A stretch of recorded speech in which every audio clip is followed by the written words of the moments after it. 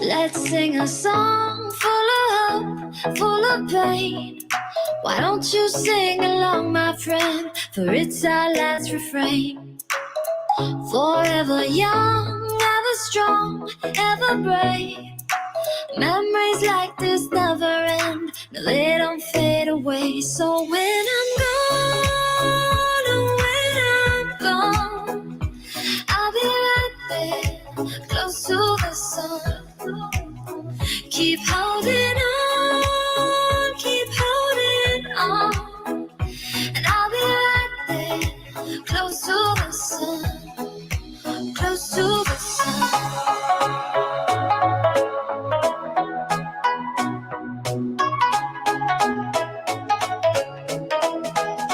Close to the sun.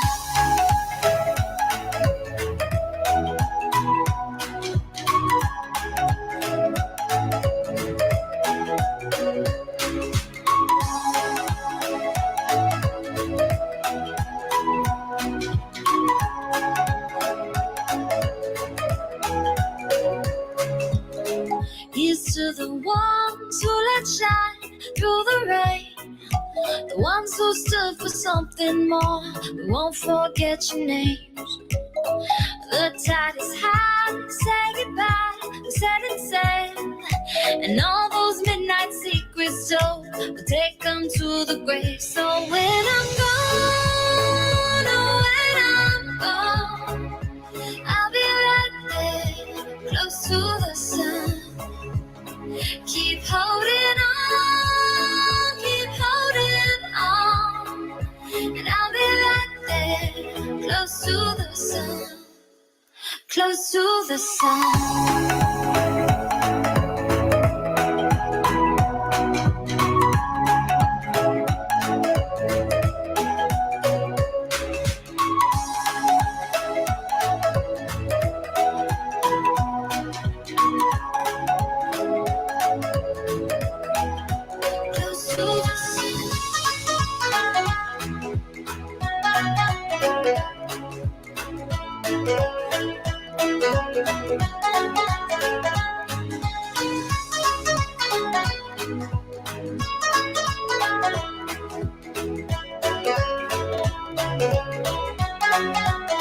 So when I'm gone, oh, when I'm gone, I'll be right there, close to the sun.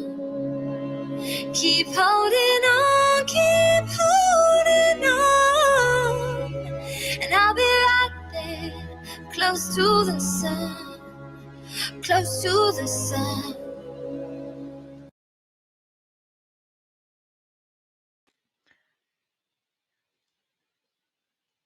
All right, all right, all right. You guys have been waiting long enough.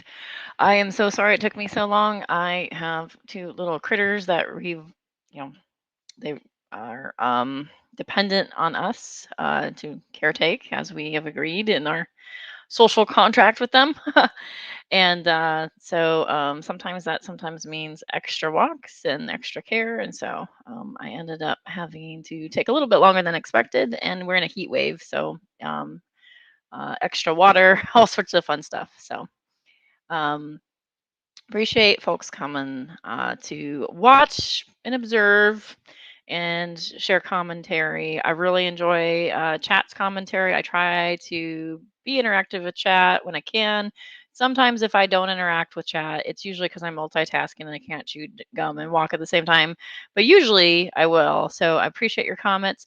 Oftentimes your comments end up on screen. So some folks that like to go completely incognito and one done and gone, like sometimes they don't like that. I hope that doesn't bother you. If you're somebody that does not like your chats to be shown on screen, you can actually let me know and I will stop.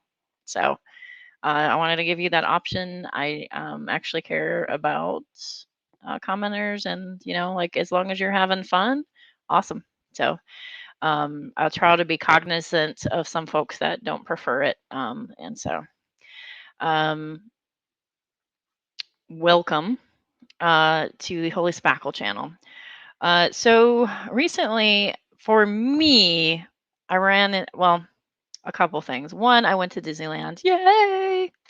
And Disneyland was lots of fun. and something's really weird happening to my camera, so I might actually, it's doing this weird thing where it just doesn't want to. I might change my background real quick. Disneyland was loads of fun, but it was crowded because it is, well, it's a pandemic and they have limited people there. It's still a Sunday, and so it was a little bit different. We had the uh, pleasant time of being able to celebrate our 20th anniversary. Yes, I'm old. And one of the places that we went on our honeymoon was Disneyland. Uh, so it was kind of fun to get back, and we're in SD, so going up to Anaheim is kind of a thing, and we've been pass holders before and stuff like that. So like pretty much every inch of Disneyland I've experienced in some way. Um, but one thing I hadn't experienced was Galaxy's Edge, and I really liked Galaxy's Edge. I do recommend it. It was lots of fun. I don't know the difference between Anaheim and Florida. I am obviously going to the Anaheim Disneyland, but I heard that the Florida one's huge and it's really like spectacular. But I really liked it. I enjoyed just the detail of the atmosphere that it sunk you into. Like they really did a good job of building. The Millennium Falcon is fucking fantastic. It's amazing. And then Smuggler's Run was lots of fun. And we did do the oh, I can't, I'm so bad at the name, the Resistance Experience or whatever that was, the big ride. We ended up having to do a virtual queue. So Disneyland, because that's such a huge ride and everybody wants to ride it because that's the ride to go on, right? But like, can you imagine if you traveled out of state and you made it to Disneyland and you didn't get to ride the ride that you were trying to? So what they did was they had a virtual queue and you could sign up on your phone for that ride and then they would summon you. So we left at 5 in the morning, got at the park at like 7, signed up for the virtual queue way before the park was opened or tried to. And it was like, oh, we're all filled up. And so we're like, whoa. And the way the app works is you have to be in the park to sign up for it. So then we're like, okay. So then we had to get in queue for next opening to try to queue was at noon. So we battled that out and we finally got in to the ride at like 3 in the afternoon. But it was kind of cool because once the queue was summoned, the line wasn't so bad. You kind of shoot through. And I think also the goal is allowing everybody to get to the ride, but like also like keeping the inside time in queue minimal, and you have to wear masks also anytime you're in line or in queue. But yeah, it was a really good experience and fun, and yeah, I can't wait to go back. I probably would wait till things settle down with all the masks and everything, and we get back to more normal situations. But at the time, yeah, it's like it's good. And really, our only goal was to go to the Galaxy area because like we knew that it was a weekend, so it's like really massively busy usually. All right, so as promised, so there is an introduction to somebody in the community that I apparently didn't know of, and that is Savage Minnow. So Savage Minnow harkens to the name Sinister Porpoise, but they actually are not the same person, though they both specialize in snark. So there's that. And I'm a big fan of snark. Like I have been kicked from discords for snark. So, big fan, snark on. So I was like, who is this Savage Minnow and where do they come from and who are they? And so, like I kind of explored a little bit and poked around, and it seems like Savage Minnows around some really good people, and people speak really well of Gamer Mom and Savage Minnow, that combo. And so like that's really great. And so uh uh, kind of poked around there. One thing I've noticed is I'm not really in the Jimmy Snow circles. So I guess Minnow was part of like that circle of circle of friends. And so, I only know Jimmy Snow in passing as somebody that co-hosts once in a while, and once in a while I might run into or stumble upon one of his videos or go, I agree with that or don't agree with that. So like I very, very minimal investment into Jimmy myself. But I guess at one point she was connected to Jimmy. So kind of interesting to know where people come from and what side of the community they kind of hail from and stuff. And I'm all about that. I think it's interesting. I recommend being nice to Minnow. And I've heard some criticisms of Minnow in most recent interaction with the Hobo King. But I would caution you to be kind and charitable because Minnow seems like somebody that explores ideas and explores the people's brains, but she might have snark, but she's claws retracted. I've watched a few of her videos. I watched the Jimmy Snow stuff. I watched that. Her claws are retracted. Like she bats around a little bit, but she's retracted claws. So for me, like that's actually, something to uh, say, yes, don't stampede to judgment. I like that. Thank you. Perfect. That's succinct. That's succinct, and I agree with it. Don't stampede to judgment. So I heard people going, she's part of Steve McRae's cult now. And I'm like, I don't know about that. I don't know about that. I don't think I see it that way. Um, always, I know, right? There's going to be so much conflation. Savage, sinister, minnow, porpoise. Like, well, they're snarky and they're fish and they're fiendish. So, yeah. I haven't either. So, April, the best I can think of is it could be that I just don't hail from the Jimmy Snow circles, right? Like there are so many. YouTube's a big, huge place, and in this big, huge place, it sometimes feels big, like this great debate community, and also now we kind of bleed into conspiracy, and then we have some drama community and stuff. And there are just a lot of people that are just sort of out of your orbit, and so it's one of those like 6 degrees kind of thing. So there's that. Also, sometimes folks that are community members, mods, contributors, um, they aren't really talking heads, and sometimes we miss that as well. And so, like, I noticed her channel has like lower subs, like about 500 or so. So, I am in no circles. I just enjoy snark. I appreciate that, Leanne. Definitely. She has a good head on her shoulders. Yeah, it seemed like it. It seems like she has empathy. She's a caring person, good head on her shoulders, progressive. I like that. Definitely good heart. Yeah, it seems like that to me. Like that's my impression. So awesome. All right. So Zebra says, as long as we don't rush to judgment, can be snarky as to the topic. Who the fuck are these people anyway? Well, Golden Unicorn is one of Chush's entourage of uh, menstruating Mondays or whatever they have. Oh no, that's not it. What is the name of that show? It's something sexist like that. Um, that time of the month.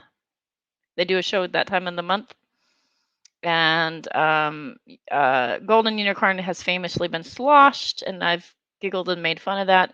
Since then, she's sobered up. I'm gonna stop giggling and making fun of that because she's straightened up. Like, good for her. Hope she continues. Um, you know, wish her well on that journey because I think it's better to stop before it gets too out of control. So, even if you are on the other side of the fence and I find you despicable in some ways or frustrating in some ways, I still want people to move forward and to, how do I say this?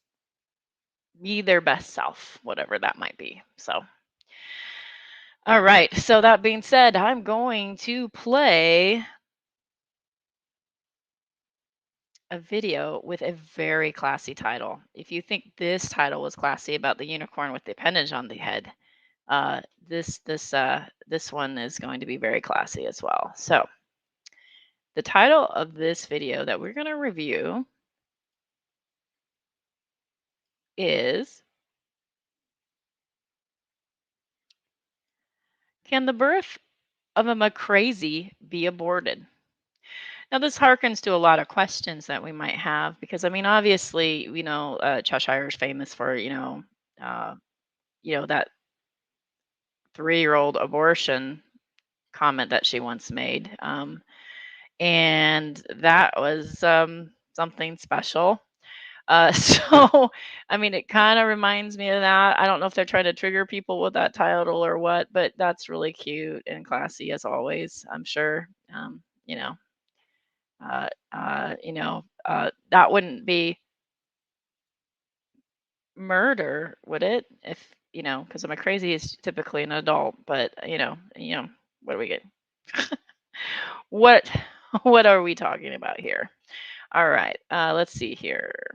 Um, so I feel like I need to start this hangout with a little bit of humor, besides me trying to actually make really bad jokes.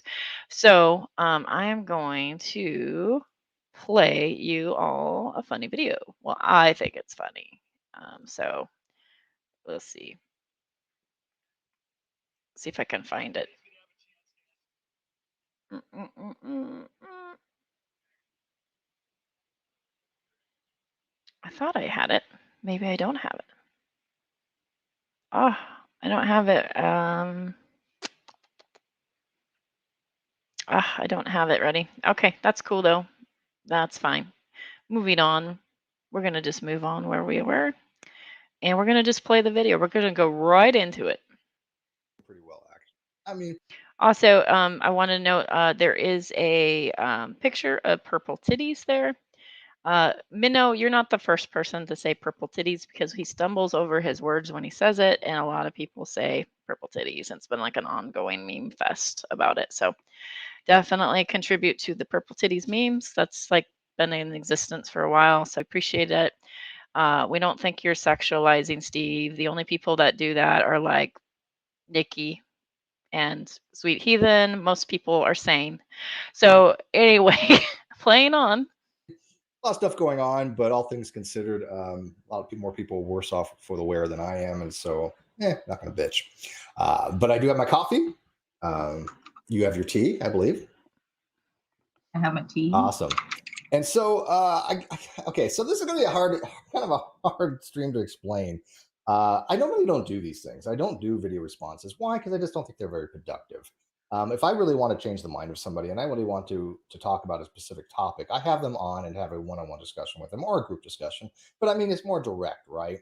I don't like video responses. I'll do them when it comes to like reviews. Like, for example, if Rationality Rules has a video or something like that has a video out and they contact me and they say, hey, look, got this video coming out. Do you want to review it? Rationality Rules did. Yeah, in that case, then I was like, sure, I'll do a review on it. And Wait. I have a question.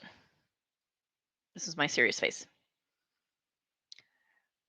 Rationality Rules reached out and said, "Hey, Steve, I have a video out. Do you want to have?" I'm using a phone because I'm Gen X, and Steve's Gen X too, so he probably does have like a little hotline. Are you kidding? He doesn't pay a phone bill. Anyway, hey Steve, I have a video out. Do you mind reviewing it? Who does that? Who does that? Like, first of all, I find it odd to call in and ask somebody to review. Like, there's a preferred reviewer that's going to review your content. So, therefore, hey, let's do that. I mean, that's like me calling, I don't know, let's pick somebody that's generally pretty kind to me. Skylar Fiction's generally kind to me. Hey, Skylar, you want to review my content? Like, it just seems sort of It seems sort of a little bit weird to me. Like generally, people just review or they don't review, and I didn't think you got to pick your reviewers, but rationality rules. I just from what Steve says, that just kind of made me go, I think that's odd. Um, uh, I didn't know that was a thing. Let me know if that's a thing on YouTube. I have never heard that before, um, and that's really funny to me. And I did on one of his, or just people send me stuff and say, Steve, can you take a look at this and see what you think? This type of review here, I'm not doing a review on any video. The reason being is I've learned from my mistakes. I've done that before. Remember Amanya, that dolphin porpoise, whatever sinister porpoise person who we had a Everyone video on and got loves the 6, 7,000, snark and the 8,000 likes, whatever snee. it was, because it was funny. I mean, we Chester and I actually thought it was funny. She went full on crazy, right? Haven't dealt with her for I don't know, 2 years now. Have absolutely By full on crazy, you mean somebody that is a detractor or disagrees with you. Got it. nothing to do with that person. She's just insane, right? I don't want to make that same mistake because I don't know what the hell I'm getting myself in for when Honestly, Sinister Porpoise is not insane. And frankly, she does better in life than you do, Steve. I deal with crazy. I'm not saying this person's crazy yet, but she's well on her way talking to the people that's talking to her. So I want to do like a little. So I'm pretty much going to stop this every second because Steve-isms are everywhere. I'm not saying she's a crazy yet, but she's well on her way because she's talking to people.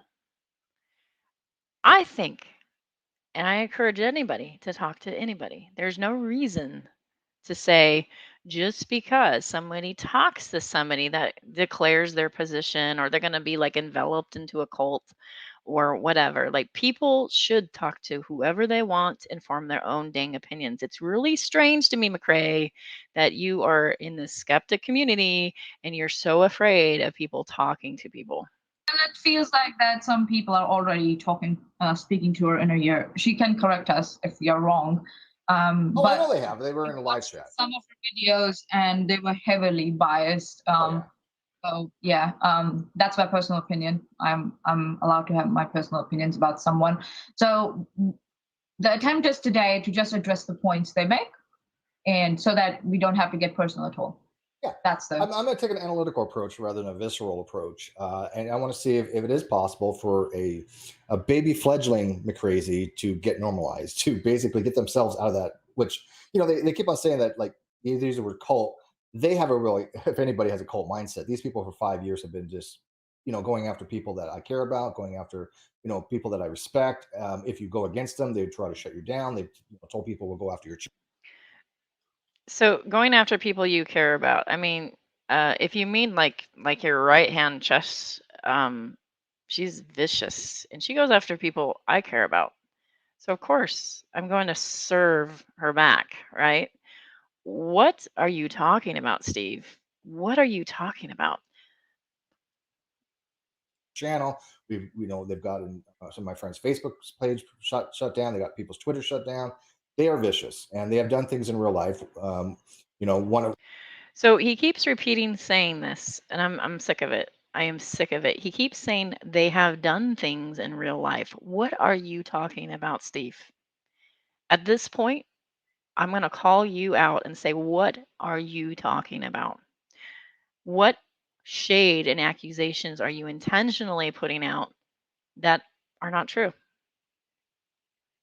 What are you talking about? I don't know what RIP Sweet Heathen is, but I promise you, Nar, Sweet Heathen is around. She's just in the shadows, but she is actually around. I found that out. Not to get into too much of the details, but of course, people know by now. One of them had actually contacted the coroner that did the autopsy on my best friend. Yeah, that's true. Fiona points out that Good Grief Chess lost her first Twitter for a breach on TOS. Absolutely. And then she's back, which actually is against Twitter rules. But, they will bitch about Agrippa's, I don't know, rising from the ashes like a Aussie phoenix that he is. like they bitch about Agrippa. They bitch about Demi. They bitch about anybody that rises from the ashes. But But guess what? Chess did too. So that's fun. In order to get the autopsy report to try to make it sound like we murdered the guy. This is the insanity that these guys support. One, So nobody supports that, for one, that I know. Two, the person that you're speaking of, I don't think they were suggesting murder. I think they were suggesting something else. But you know, you're the one that decides to give or not give charity. one of them who had contacted her named Exiled, her and Union Rock tried to get a guy named Frank to investigate me for being a cult leader. It was They, you, a journalist that wants to explore behavior online, and that's something bad. Okay. It's complete insanity. I mean, they literally believe this shit. It's not like we talk we kid around about a cult and diet diet Shasta and macadamia cookies and all that shit. That's all in fun. These people like Unirock, he knows it's bullshit, but he has misled people like Exiled who literally believes that we have a cult and has contacted a guy that exposed the NXIX cult thing. Remember that guy? His name was Frank. They literally did contact him to try to get him to, quote, investigate me. That's insanity. Exile. Why is that insane? Why is it insane to say, hey, to a journalist, you might be interested in that? I don't think that's too insane, actually. But okay. Literally does believe this shit. She is mental. That's not insanity. Exiled is not mental, projection. And you're lucky that you're swinging at somebody across the pond and not in your same state. That sounds desperation to me. That's really bizarre. I mean, if anybody thinks that we have an actual cult, they need to seek mental help. I mean, it's just this is. So have you ever noticed that Steve just runs around and he's like, mental illness and just flings it everywhere, and it's as if it's just like the big giant ad hom constantly, and it's just irritating. And he does it at this point every stream when he addresses a detractor, and if you stay a detractor, you're gonna end up mental. This is why I avoid people that I think that have severe mental issues that don't want to go get professional help, because I think that's funny too, because you were once talked about like hey, you might have depression, and the absolute shit show flip out that you had about that when somebody suggested that, hey, you might be feeling depressed, dude, and how you just had a breakdown over that is just fascinating. Because like, again, like I actually work on my stuff. My question is, do you, Steve, do you? because they do actual damage to real people. They cause harm. So when you call Provable damage? Provable hobo damage? Like, what are we talking about? when you get involved, when you get somebody else involved, like somebody like Frank, I can't pronounce his last name, Provello, just with a P.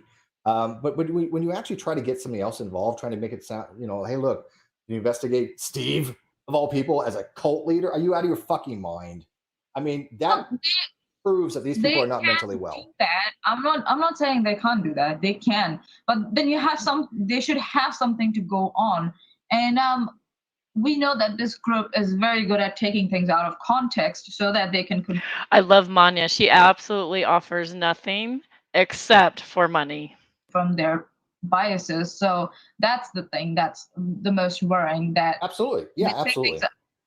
They go through a lot of confirmation bias and they don't care. They don't have any boundaries. They actually, for them, it's like anything is valid, right, to achieve. That's definitely not true. People do go out of their way to try to validate.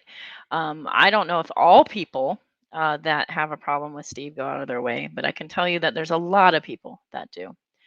And so much so it's painstakingly. The amount of effort people did over the warden stuff was painstakingly, like it was very careful. It was like, okay, so this person from the auditing community gave us this heads up, but we're not going to take their word for it.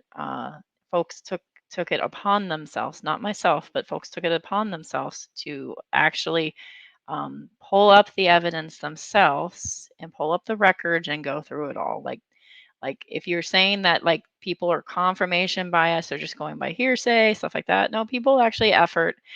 There are some people that are wild and they just swing and who knows. But yeah, for most part, most people do like, well, a lot of the people that he particularly dislikes go through the effort of being actually very careful. And so Exhaled Exhaled loves taking the blame for contacting Frank about Steve's cult. I don't know why it's particularly you that they think is the one. That's really interesting. I love it. Exiled's like a super villain apparently, and it actually there's more in this video where I'm like, wow, Exiled's just like a badass. My God. Oh man. Darn, I'm late. Nope, you're basically just on time. I was just being snarky and stupid in the beginning. So There. Yep, So absolutely. The ends justify the means. Anything, yeah, they go in real life to try to silence people that they, for some reason, dislike or they disagree with. again, people in real life, what are you talking about? Well, they will start by love bombing you, and if you don't agree with them, you are their number one enemy, and then they will harass you till you agree with them. All right, if everybody in chat here agrees with me, I'm gonna love bomb you. I'm gonna throw you beads and a $5 Amazon gift card. No, I'm just kidding. I'm kidding. No. Um, but yeah, love bombing's a thing. You know, you coddle people, you bring them in the group and stuff like that. Like that's a thing. But I actually think it's the opposite for a lot of these groups. Like there's different. For one, there is no Borg. There is no hive mind of people that have had a problem with Steve. There are several groups of people because he storms through communities and tries to glean what he can and kind of take what he can, and then he like screws off, right? So the the love bombing thing is probably not true for a good percent of the community. So I would say, like, I mean, if you want to divvy up groups of people, TS tiers, dragoons are not love bombers. They're not. If anything, they're the opposite. Here's a wall, come on over my fence, and I'm going to look at you and kind of figure out who you are. Um, uh, uh, Unirock, I would say Unirock's not really a love bomber either. He's just like, hey guys, come on over and come to my, thing. And he's generally pretty welcoming and a little bit less, you guys are sus. But at the same time, like, I don't even think Unirocker's a love bomber. I'm trying to think of who in our group could actually be a love bomber. Like, and I say our group as in this amalgamation of several groups that are actually not completely attached to each other. Um, I don't know, like Nar or Spooky, if you know anybody that's a love bomber, just point them out. I'm curious. Like, I really want to know who a love bomber is. I'm still waiting to be love bombed. Said hi. Spooky is a spy. Kick him.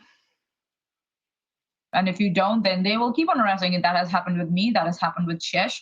Steve gets it every day. With Chris Atlee, atheist pastor, and numerous people. Yeah, I like the way you put that. They do the love bomb thing, and then if you don't agree with them, then they make your life hell in real life. This is what I'm saying for this person here that would. Christopher Moudy's the love bomber. He's a bit of a love bomber. He's a backslapper. We call it a backslap. I was famous for backslap. Good job, guys, and I love it. I think it's fun, but like, definitely not for this purpose, right? That's not. He's not really involved in this scene, so definitely not. Discussing. She's on that precipice, right? So if she decides to go that route, it's her credibility, not mine. And it feels like that she was a bit. For me, it felt like she was a bit impatient. She didn't. She got one-sided information and she ran with it. Well, yeah, because again, I couldn't get back to her. I mean, we were communicating in DMs. Yeah. But I couldn't get back. I have a lot going on. I get hundreds of messages a day. I'm sorry, but she's not high on my priority list to get back to. And I thought she was going to message me again. I thought she was going to ask me questions and set up a time where I can have a hangout. Look, there is a certain amount of subscribers where he's going to respond to. So if you're like below that right subscriber list, you're like low priority. No, I'm just kidding. I don't know why. With her off air, like I do with the rest of everybody else asking me these types of questions, right? Have a proper conversation, face to face, something like that. Somebody had asked, what about Frank? I can tell you right now, Frank likes my channel. Okay, he actually thinks that I do very good content. So yeah, there's no investigation on that. That Frank likes my channel. blew up in their face. What can you expect, right? I They mean, don't get it. again, when you have They people, actually missed the mark altogether. It's my they cult. were so off in left field. I mean, again, if you're one of those people that think that we have a cult, you need to go seek counseling. Seriously, I'm not even trying to be hyperbolic here. There's something wrong with you. We are YouTubers. I do philosophy videos. I do science videos. I have friends, some of which are friends in real life that I've actually met, but they're friends. I only Hey, guess what, McCrae? I hung out with a friend today and yesterday, and I had wine with a friend last night, and then I went swimming with a friend today. Like, um, not on the internet. Like, I mean, nice projection, bud. Where's, come on now. I've seen how much you tweet. I've seen how much you put out on tweets. have two actual business associates. Two. And that means that I pay them money. That's Cheshire and Chris Atley. And even him, he's been really busy, even though we want to do over and under again. Can you imagine your business partner being Cheshire? Like for one, her artwork. For two, this spoiled little brat that like thinks I'm a agent of chaos. I'm a little trash goblin. And then she sits there gleefully and like let's say somebody's like, I'm Switzerland's like sock account or Lucifer Almighty or Trash Panda. These folks that are like Switzerland. I'm drinking a Coke. I know it's not rum and Coke. It's not rum and Coke, Spooky. You stop that rumor that I'm an alcoholic. I'm not. I just like to look like I am. Um, so, uh, see, I lost my train of thought. COVID brain. We're gonna just keep continuing. I got distracted. And part of that's because I read and talk at the same time. And sometimes when I read and talk, my how do I say this? I have a very loud internal voice in my that sounds like I'm crazy. When I read, I sort of like think audibly while I'm reading. And so like sometimes when I'm reading it out, like I'll even think about people's like inflections if I know them. And so then sometimes I get distracted when I'm reading, and you'll find that that's actually fairly common. In fact, so common if I'm really concentrating reading in a book, like my husband will be like, hello, hello, hello. And he has to be like, beep. I Yeah. really freaking enjoyed that show, even though I'm not heavy in politics. I love talking to Chris. He's a great guy, and we really enjoyed that. It's just timing was more than anything. But we're going to try eventually to maybe start up again. But those are the people that I have a business relation with because I actually give them money to I am tired. Yeah. I had a long weekend. show. That's it. I mean, so So you mean Red Rhetoric is not on your payroll? he's not on my payroll. Nope. I mean, He's not if he employed is by and he's you? not, then I don't have the books for it. 'cause I'm not that's- employed by you. I Nope. have a real life job that I work on. Oh, okay. Yep. I don't pay anybody to do any of my bidding. Matter of fact, most people don't fucking listen to me anyways. Oh, his payroll. Yeah. Cheshire is a partner. Yeah. I'm the one that they keep coming to me and getting me to try to change my mind, which most of the time I capitulate. I mean, Anyone who does not know, before we started this stream, I sat here like for 30 minutes and grilled Steve for information so that I could get a better clear picture before we started. So it's not like I just came on and we just went off and we started. I grilled him for 30 minutes or so. I was like, I have some questions. yeah, she's not You my need to yes man or woman or or You grilled him, or did you try to protect him and keep him from having conversations with people that you think are dangerous, Manya? I don't think you grilled Steve as in hold his feet to the fire or hold him accountable. I think what you were talking about was why do you want to talk to this bitch? Huh? You don't want to add any more women to your group, right? Come on, Manya. Come on. New Zealander. Manya likes being what?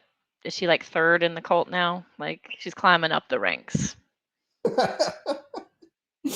All right, so let's dive into this. So again, I'm not going to go into her videos just yet because again, I made that mistake before, but I want to address some of the things she had brought up because every so often some new fledgling comes along and they see these things and they haven't really investigated like they properly have. And I'm sorry, this person has not. Surface level skimming. Yeah, very that's similar. what- I mean, they've seen things. They go, "Oh, this is all I can find," but no, obviously you can't, because I've got hundreds of people that watch my things, and then they know the truth. Any one of them could Hundreds answer of these people? questions. These are long since Pratt's. Their points refuted 1,000 times.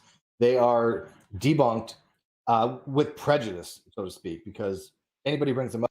Dude, Steve, your version of debunking is about G-Man level. You know that, right?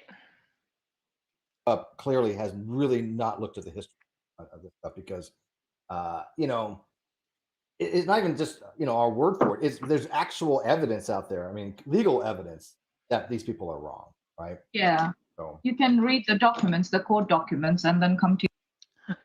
So Steve won a court case by somebody not showing up. I don't know what he thinks that proves exactly about like who did the work, what kind of agreement they had. It's just that somebody didn't show up. Nice win. To your own conclusions, but sometimes some terms are so obvious, and you can even Google them, and you can know why certain documents are called a certain way. So yeah, I don't get it why people have to make so broad assumptions. But yeah, okay. Whatever. All right. So like I said, I'm not going to attack this person. No, I won't let you. So you're the protector. You're the great protector. today I'm the job. Yeah, because Manya's like HR. HR is not there to protect the people that work there. Earmuffs for those that are, I know there's some HR workers in chat, so earmuffs.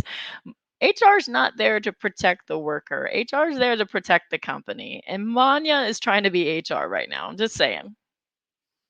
Because again, people, I know this weird narrative like, oh, you speak out against Steve, he's going to go after you. No, I could have given a shit, but I want people to get their facts right. That's it. That's the only thing I've ever asked. Even people that have been, watching these court cases and stuff like that, I've only told them, be objective. That's the only thing I fucking care about. Be objective, look at the facts, and then evaluate them with some kind of critical thinking, because a lot of people don't have that skill set. So we'll see what happens here. Okay, so basically, this person's her name's Savage Minnow. Her name. So she makes a very. So the name is really funny because I'm like, minnows are usually pretty chill. Savage minnow. I'm like, but there is actually a savage minnow. Like I was like looking it up and stuff because I was like, what's with this? Like, so a little bit less of a play on words. And so like sinister porpoise is purpose, sinister purpose, porpoise. Okay. Savage minnow though, on the other hand, is a little bit different. So like I wonder where she got her name from. Like, I don't know. I looked on the her user thing. I didn't see it, so whatever. Oh, look, it's AT2 Productions in the live chat. I'm here for Steve McCrae's glorious rack. I bet you are, sir. I bet you are. Sexualized thumbnail about me. Again, not offended. Steve, she finds you attractive. Come on. Well, I mean, can you blame her? Sexualized thumbnail.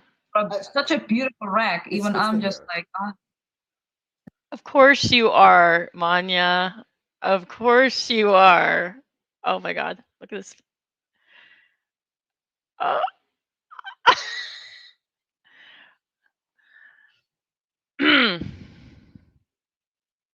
There's this theory. Should I say it live? There's this theory about your loyalty to Chesh, and that's fine. That's fine. Like, like I'm on the LGBTQ spectrum too. Embrace it, work it, enjoy it.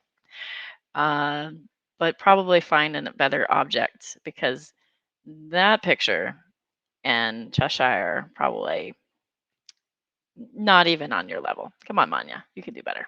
Come on.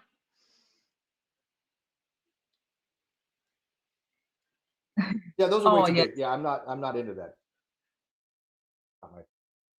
I don't get it. What the thumbnail I was. don't either. Again, I am not offended by it.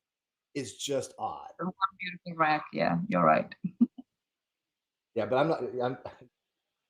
That doesn't work for me. Give me a nice C cup or something.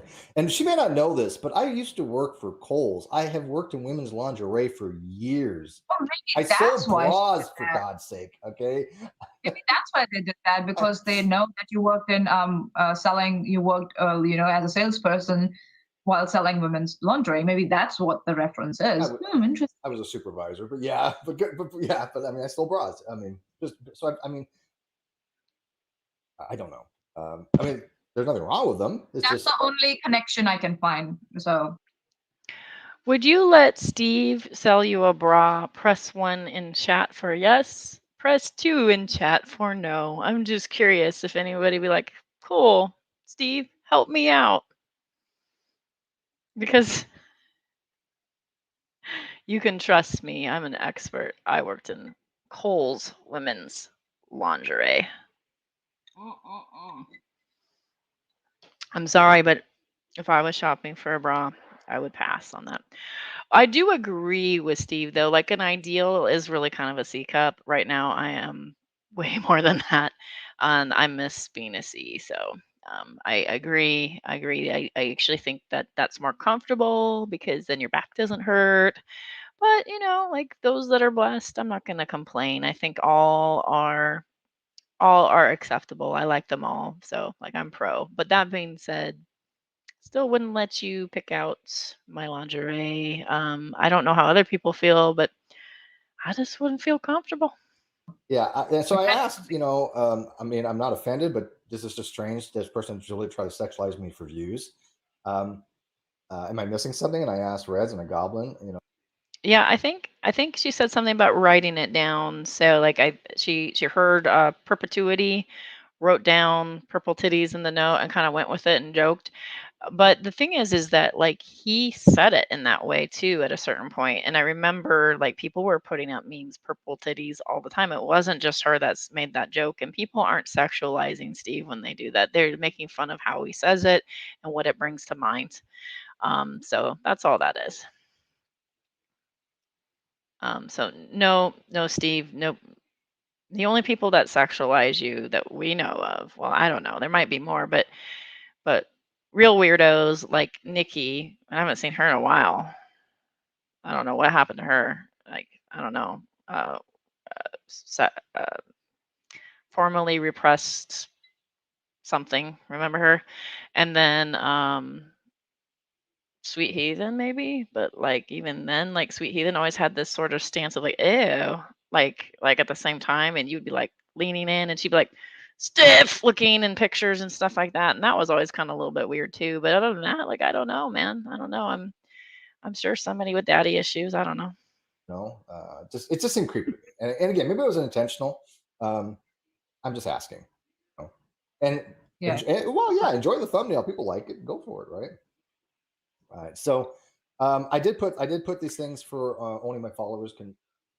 Because whenever you Absolutely negative. I don't think Minnow strikes me. I mean, I scroll. I watched a lot of what I could in the last day or so, just kind of scrolling through when I was walking the dogs and stuff, and listening to your take on Jimmy Snow a little bit, listening to some of the non sequitur stuff, listening to this interaction a little bit, and kind of listening, kind of getting a feel for what she's about.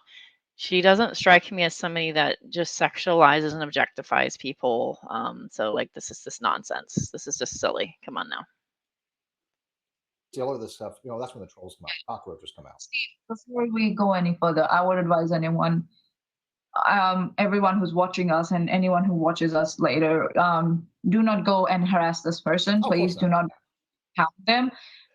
I feel like we're all making these like qualifications like this. So I'm going to say this then. Do not go and harass this person. Do not bully them.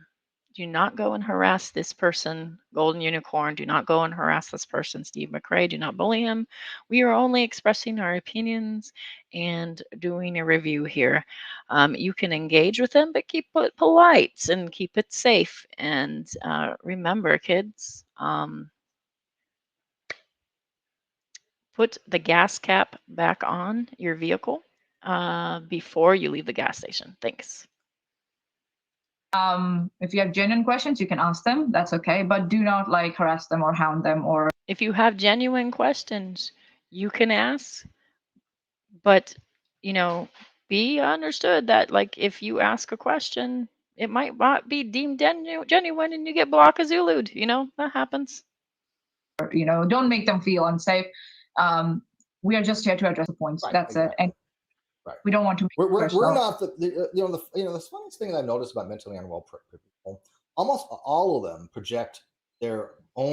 Once again, Steve is swinging and attacking mentally unwell people. Well, guess what? There are a lot of people in this community that are dealing with mental wellness issues. There are a lot of people who have PTSD, a lot of people who have CPTSD, a lot of people who have depression, a lot of people have anxiety.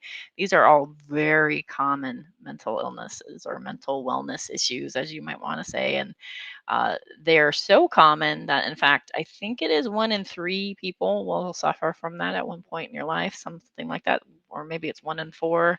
Really, really common. I remember pulling up the statistics when I addressed you being like this before. So there are people in your live chat right now that are dealing with these things. There might be somebody next to you, Steve, that might be dealing with those things. In fact, you might be dealing with those things, and maybe you have something else going on that keeps you from recognizing it in yourself. Like there's all sorts of things that can happen. So like the chances of somebody in chat having these mental wellness issues is actually quite strong. So I would probably advise you to quit using it as a bludgeon and be a little bit kinder, maybe. I don't know. I mean, it's just a suggestion. Um, Otherwise, you're going to just keep the anti woke crowd and the more abuser people in your camp because they'll be cool with that and down with that. And any progressives will start to recognize that and go, that's kind of weird, Steve. That's kind of weird. Also, I don't know. There's this weird projection of assuming that people that are his naysayers are also dealing with mental wellness issues, which they may or may not be, right? But also, he projects the most severe mental wellness issues onto them. For instance, he called me a psychopath. I believe Exiled's been called a psychopath as well. And I know there's somebody else that was called a psychopath as well. There are people that are neuroatypical that have autism, and he treats that as if it's a mental illness, which it's not. It's just neuroatypical. And he treats that as if it's something equal to being like psychopath or sociopath or something. These really strong mental illnesses that tend to end in some really huge difficulty in maintaining happy relationships. It's frustrating. It's frustrating. But when it comes to anxiety or depression or things like that, those are so common. They're really common. So whatever. He called you a complete loon. There you go. So that's cute. That's really cute. So keep it up, Steve. Keep it up. Own issues, insecurities, and Yeah. their unethical behavior onto other people. But why? Because they do it, and they think that because they do it, other people do it, and everybody has to do it, and that's not the case. She might not know this, but most of my stuff is philosophically oriented. I actually read about virtue ethics. I actually try to apply ethical standards. I actually try. Guess what? Some of these people that you accuse of mental illness and are horrible, horrible people also like to read about virtue ethics. You're not alone in that either. It's not like you TM'd virtue ethics. Gosh. Try to implement in my own life what it's like to be ethical. And I don't need somebody who has no idea what my content is trying to tell me, one, how to run my channel, and two, what it means to be honorable or ethical or anything of that nature, right? Honorable. That just makes no sense to me because this is what I literally do on the internet. I really want to know. I want Steve to unpack the word honorable. Steve, I want you to do a hangout, and I know you were not watching, so like this is obviously a rhetorical thing, I guess, but like I would love Steve to do a hangout where he unpacks what it means to be honorable. And then even like shows us like in life how he applies this idea and what it means and how he applies it and stuff and just see like is he honorable? What? Am I an expert on it? No, but people know that I have a decent understanding of these topics, at least for a layperson. That's all that matters. All right. So I respond to them. First in her video, she had said, well, Steve was communicating me with DMs, and then he just stopped, which is true. Again, I got sidetracked and stuff, and I thought she was going to message me or try to say, hey, look, here's a date where we can get together and have a conversation off air and talk about these things. You didn't expect her to take your silence for some sort of consent and just go off on that and start making videos about you. Right. I mean, yeah. I mean, people can make videos about anybody they want. I don't care about that. It's YouTube. That's whatever. Yeah. But I think so. But if you want the facts, if you're somebody that says make... you want the facts, people could have contacted me directly. I'm not a hard person to get a hold of. I have multiple social media, but I don't. When I even said in August, September, I'm going to be busy. I told people I was going to be out of state. I'm in the process of moving. I got a lot of stuff. I mean, I'm not going to tell people exactly where I'm going, but I will say that I am staying in California. Hey, and that has been in the process. So, I'm sorry I didn't get back to her, but she's not high on my priority list for that. Again, she could have contacted me, but again, talking past each other. I'm gonna apply the principle of charity and the 5 C's here. Like people remember the 5 C's. If not, go watch my trailer video of having context. 5 C's of Steve is confuse, conflate, cunt. I don't know. And clarity and cookies and all that stuff. And I said, but she did show my DMs, and people that watch my stuff know that one of the biggest pet peeve I have is people showing DMs. I have expressly said, people send me things, it stays private. I'm generally that way too. Like, I feel like unless you do something so horrendous in my DMs that like, I'm like, okay, like the only way to refute this is to show DMs, and I'm like on the wall here, then I might do it. But on the whole, like DMs are don't do something really horrendous to me. On the whole, DMs are private. It's one of those things where that's generally the rule for me. So I think that's generally. I think the reason why that's a good rule of thumb for most people, unless there's like an extreme exception, is like you're in danger or there's like some horrible thing that you have to like refute. But generally, I think it's a good rule of thumb because DMs in general are just assumed to be more one-on-one. People assume that. And so like I'm granted, don't assume anything on the internet, right? But generally people assume that. So like I think it's just kind to not do that. So I mean I have to give Steve, an agreement there, but his sidekick, the Goblin, has open DMs and everything's fair game for his business partner, just so you are aware. That is why I have people coming to me in confidence. Are you saying she did not take your permission? She did not have my permission. Now, did she assume it because for whatever reason? Yes. Can I look past it? Yeah, probably. For one, I don't share anything in DMs that if they ever got out, I would care. Well, if she has done this, if she has assumed consent in your case, I would not trust them again. I would not DM them. I would not talk to them. No, here's the thing though. Again, charity.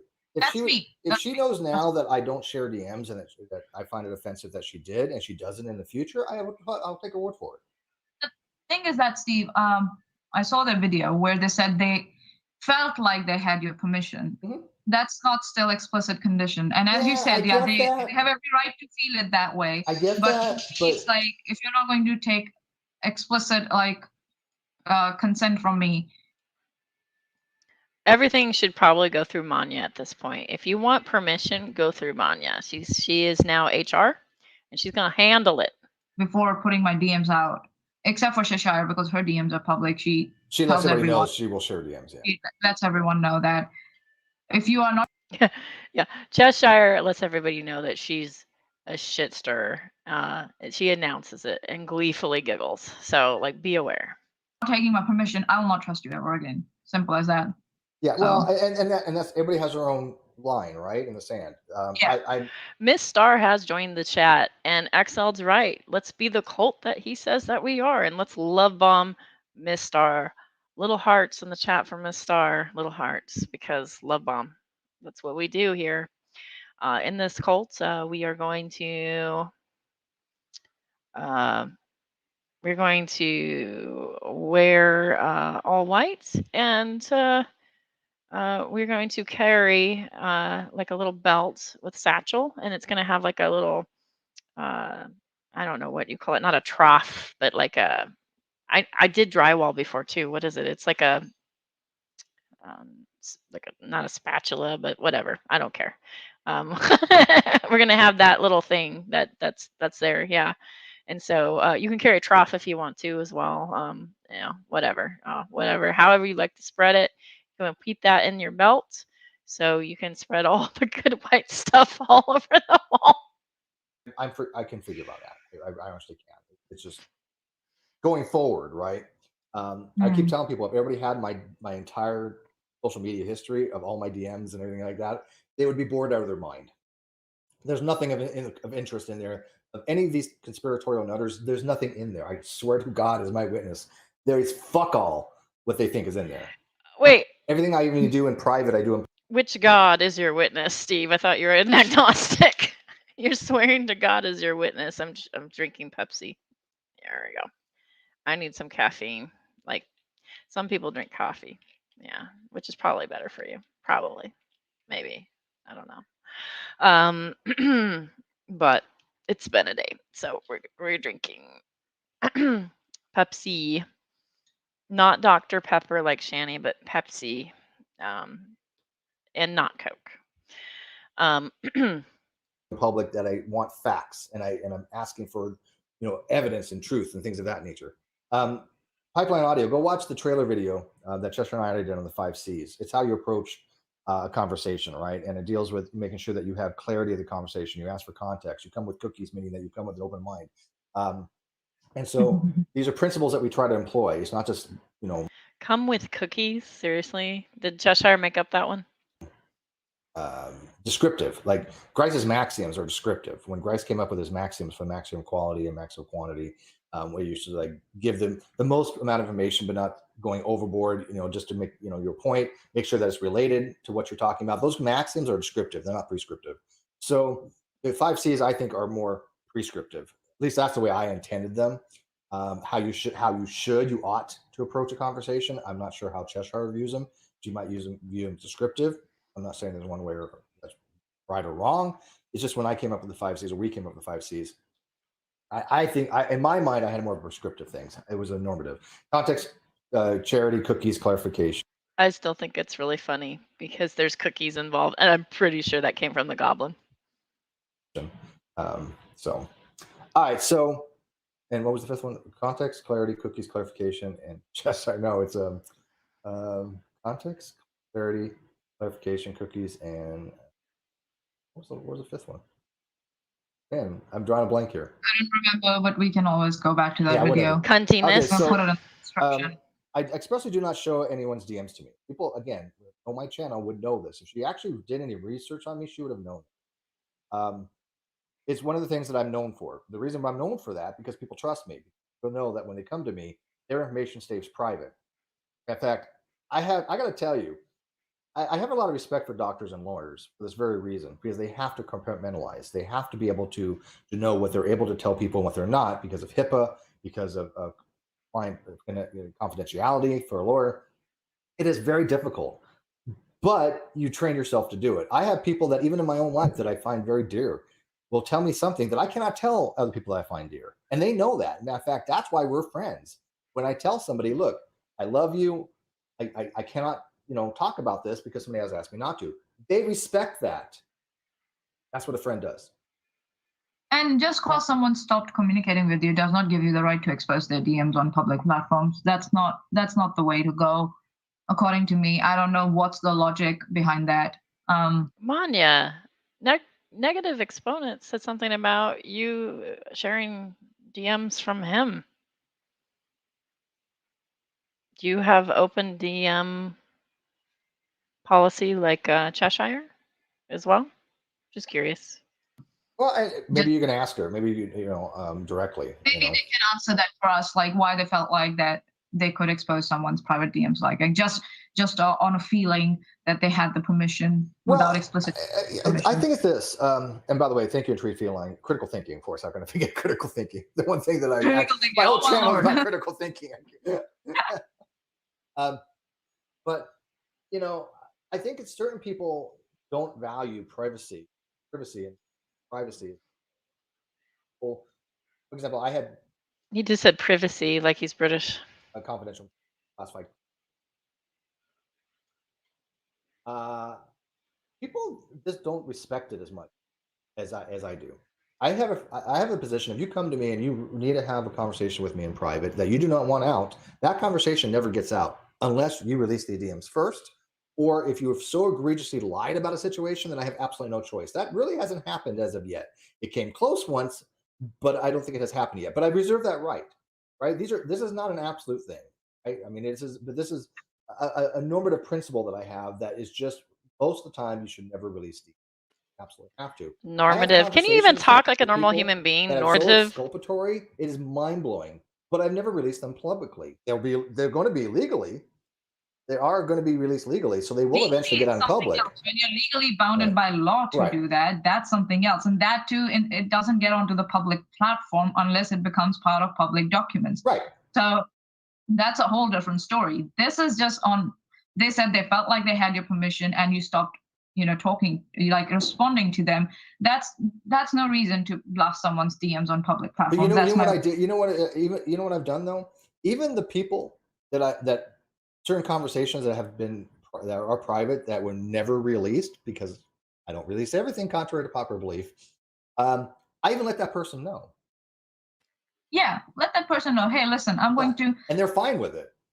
Absolutely you stop responding to me. I don't know what else to go on. So this is what I'm going to do. I'm going to go through the DMs tomorrow. If that's okay with you, just let me know. Just give the person a heads up, and no one can stop you from doing that. That's like your prerogative. You're going to do it.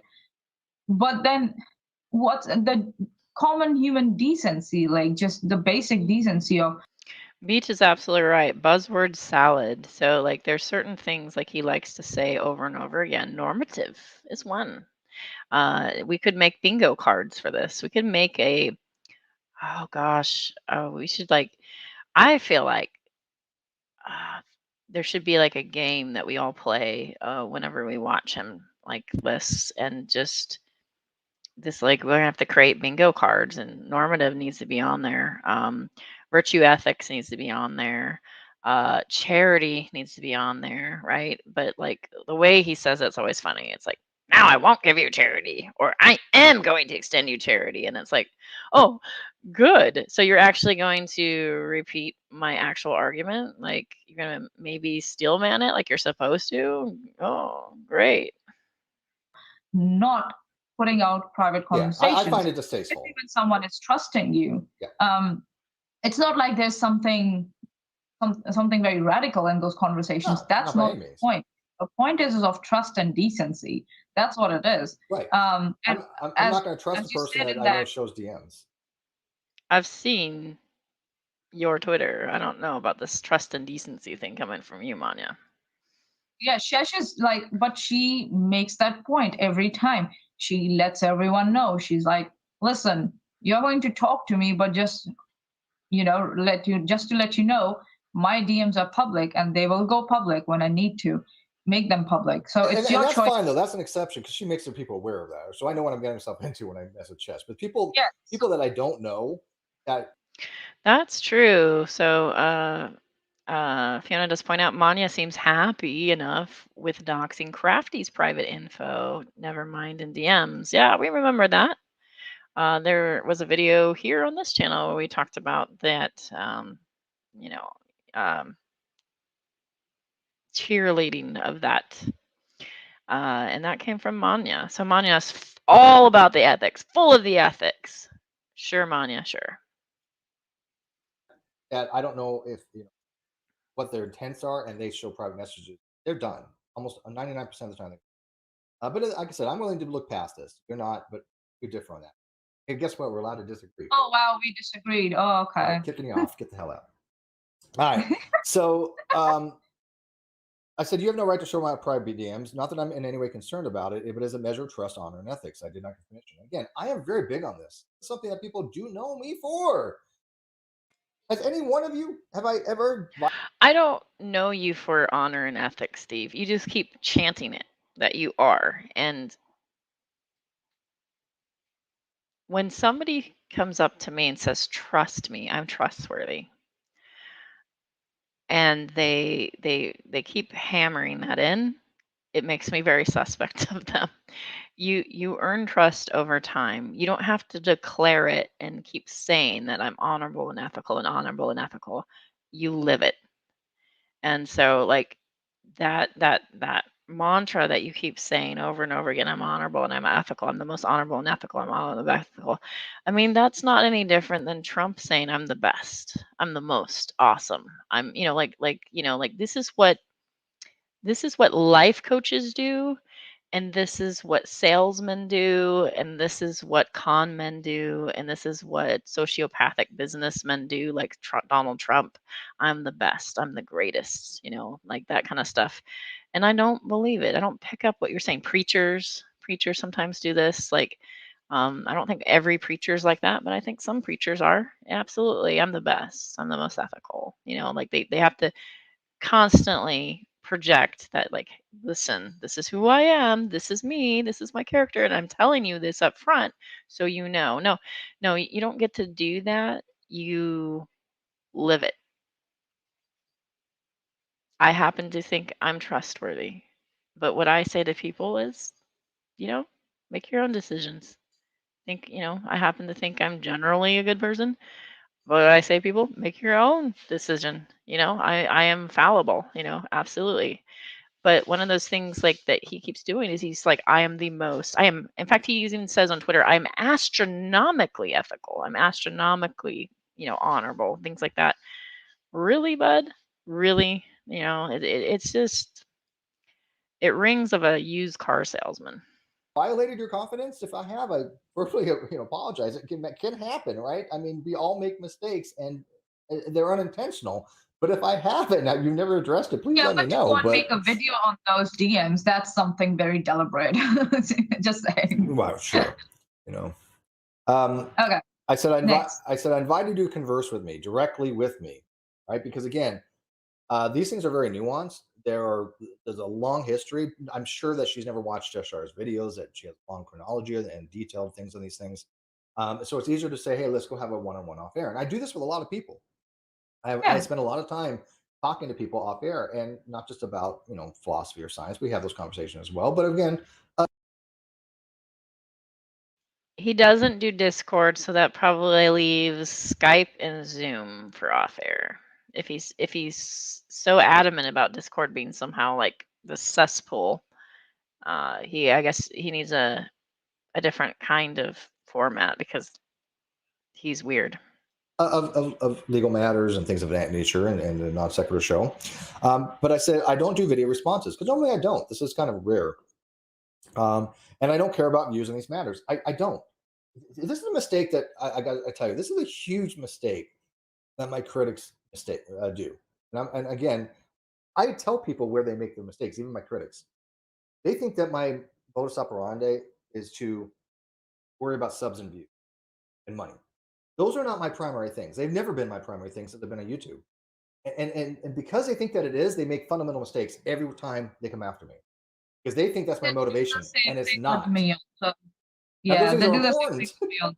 Don't get me They wrong. was like, oh, but- you're such a talented person. You could have made more than Steve. You would have reached such new Right. heights, your own channel, and yada, yada, yada. And I'm like, I'm not a YouTube personality. I'm not a YouTube host. I'm just a regular person on the road who does a 9 to 5 job. That's it. So to assume that about us, and maybe that's why they think that we will be eager to respond via videos. But this video has come out today is because instead of instead of talking with Steve, decided to blast their DMs out in the public. So that kind of makes me think that they have cut off that communication line. How can I trust?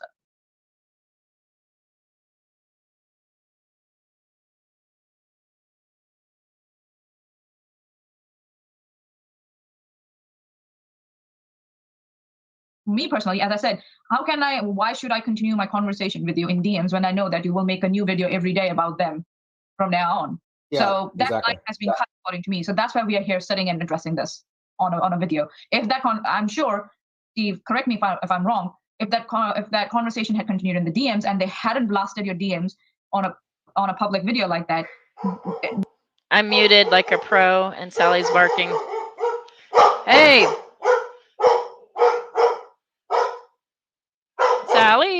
Sally dog, what you doing? What? Sally, it's the same people every day. The same people every day are swimming in the pool.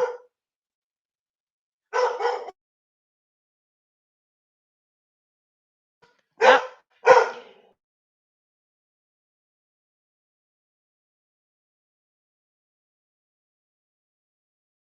Her scruff is up. She's being very ferocious.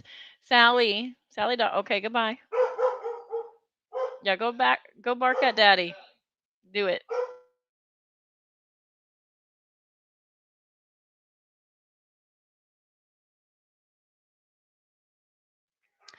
So apartment living, we are in a kind of a high traffic area, and apartment living, usually she's pretty chill and she kicks it, and then every so often she goes, "Ah!"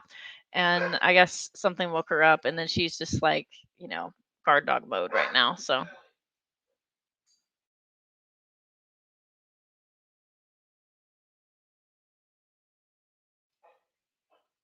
oh, Sally dog.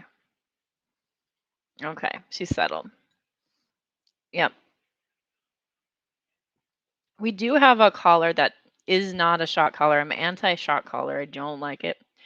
And she's not very food oriented. Like Raffle was easy to train because he was so food oriented and stuff. And Boston Terriers typically don't rile up unless you're playing with them. But Sally's part German Shepherd, and so like she sometimes gets a little bit she gets a little bit flustered and upset. Yeah. So there's a dangerous person outside Spackle's house, and the dog's trying to let her know. Geez, right? Good night to Fiona. I know it's really late in the UK, so sorry about that. And then, yep. By dangerous people, you mean people swimming in the pool, like as they do. So that video wouldn't have been there in the first place, number one, and then this live stream wouldn't have happened today. Yeah, probably. So, yeah, to some degree. I mean, again, I was hoping it would be more of an off-air, just have a civil discussion and talk to me like an adult. It's weird because she was trying we to are mean grown. I don't think I was immature. I assure you I'm not. I'm the antithesis of that. I don't deal with puerile things. I don't do dream things. I don't deal with the childish things that I see on the internet. I'm not into any of that. I don't even do the drama shit. People can say this is drama. It's not. This is, to me, again, what I talk about, critical thinking, and see if this.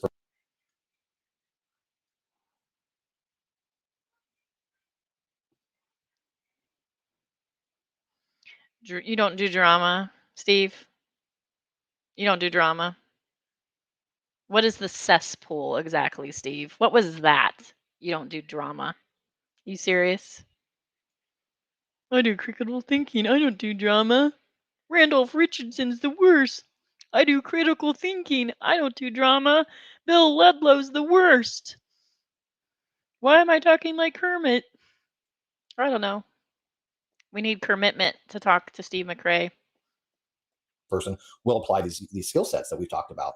But yeah, I mean, again, had they not shown the DMs, I probably wouldn't have responded as they cut that line of communication while claiming still they want you to contact them. Why would you contact them when you? If they didn't show DMs, I wouldn't have responded. Steve, you're just now encouraging people to show your DMs. You're brilliant. Know fully well that they will blast your DMs out in public like that on a video. And Savage is in the audience, and she's free to ask questions. As a matter of fact, if she wants to come to the call after I'm done with this, she's more than welcome to. Again, I don't mind. You can come on now. I can leave if you want to both have her. No, listen, I'm just offering. I'm just. You let's can go over this stuff first, and then. How dare you? Whoever Commitment is, that's like one of my favorite trolls when he comes in and he starts, "Hello, G-Man." I'm just like, Yes, somebody that's basically a puppet talking to G-Man. That's perfect. That's his level. That's amazing. That person needs to now talk to Manya. Can I ask her Did, questions? and Savage Minnow is saying that she asked permission before blasting DMs, by the way. Did she ask permission I from you, Steve? never gave her permission. Okay, so you asked for, it's possible, Savage, that you asked for permission, but Steve did not give you When permission. did I give you then. permission to do that? If I did, Yeah. I'm And unaware as I of have this. pointed out, you said you felt like you had permission. That's not still explicit permission, I'm afraid. Yeah. So People know, anyone in my Let's audience say- can tell you that I listen- don't show DMs. listen, everyone. Yeah, she can stay here, and let's cover these. And then if Savage wants, she can get on with you, Steve, and talk to you. And if you're ready, sure. Yeah. Okay. Well, I'm not gonna guess they do. Whatever. Let's go to the next one. Yeah, you can make a. She says yes in comments. I want to make a video, and I said, yeah, it's fine. You can make But a video. you didn't but specify that- video about yeah. what? Did you yes, say you can make a video- video, but I never. If I miss, if you said something about showing DMs, I didn't see that part. Let there be light. Yeah. Nope. Because I would never get anybody let explicit there permission be to light. show DMs unless I say you Yeah, can show we my did. DMs. I did period. see that, I'm Savage. feeling Ask so- Steve if Ah.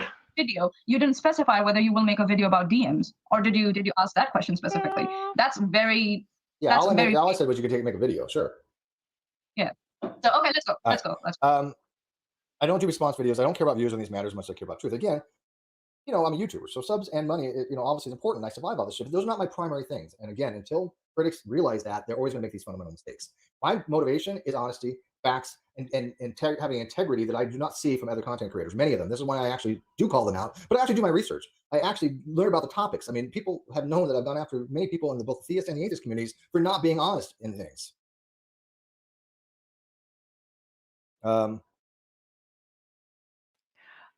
I want to know who declared Steve the arbiter of truth and knowledge and the arbiter of honesty. I just want to know who's given Steve that job, and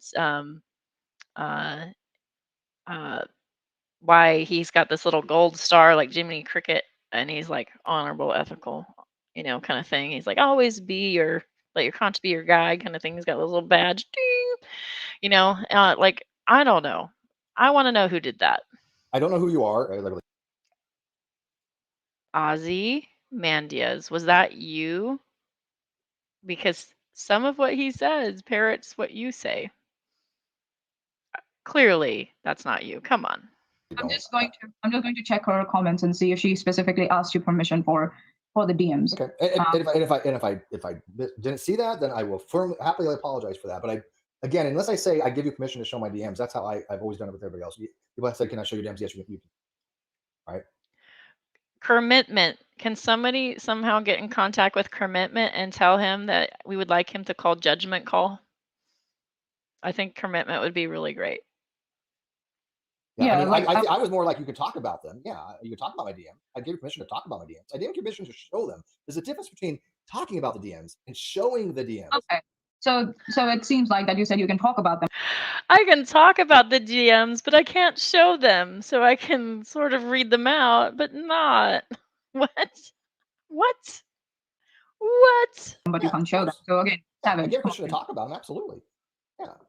But showing them is a different thing. That's a different category. Why would you show them on screen like that? That's another question. Yeah. And I'm still looking for that. That's another. Steve, Exiled wanted to know, did you find another closet yet? Yeah, I kind of wanted to know that too. So Steve, you live, SoCal. I'm in SoCal. And I just wanted you to know that there's this Catholic charity out here, and it's called Father Joe's. And Father Joe's is really good by getting hobos a home. So if you live in a closet or a car or underneath an overpass and you need a home, you can contact Father Joe's and be put on a wait list. And, it's a Catholic charity, so you're going to have to bite the bullet and become a Catholic apologist. And but they can hook you up with an apartment and a job, one that you don't have to ask anybody to hold the money, and you get a paycheck, and I don't know, you can be a provider or pay a decent amount of rent and contribute to whatever household you join, cool stuff like that. So Father Joe's, you should check it out. Requires explicit permission. in the way I run my channel. Anyway, so I think we dwelled on that enough. But again, I get hundreds of messages. You were to ask me questions, and I was fine with that. Again, you were making a video and you want to interview me. Okay, I have nothing to hide. I've been open for years, much more than any other content creator I can think of. It seems. I mean, in fact, my biggest complaint. My closet is about the size of one of his living situations. Yes, it's 6x6, and you could fit an army cot. I get from my subscribers is I'm too open. I go into too much detail. But as your last video, this has been explained countless times, which it has.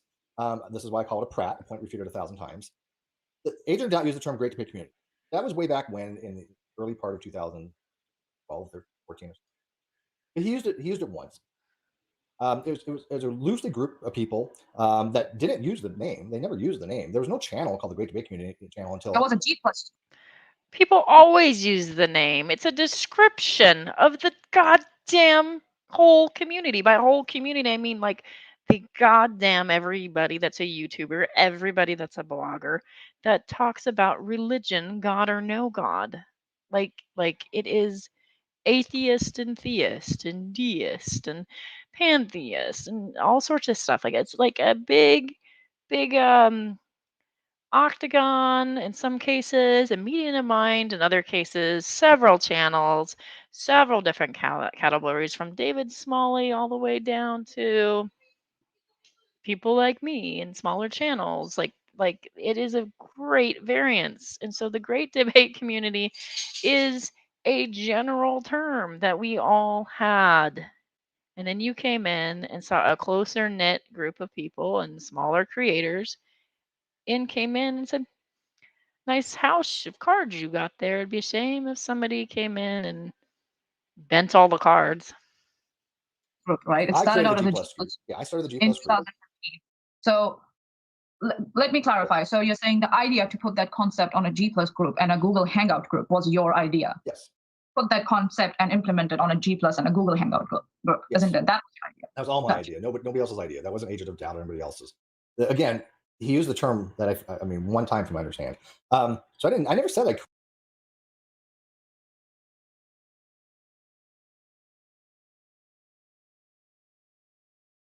created the name, never. But I did create the G Plus group, which was in what, 2015, 2014.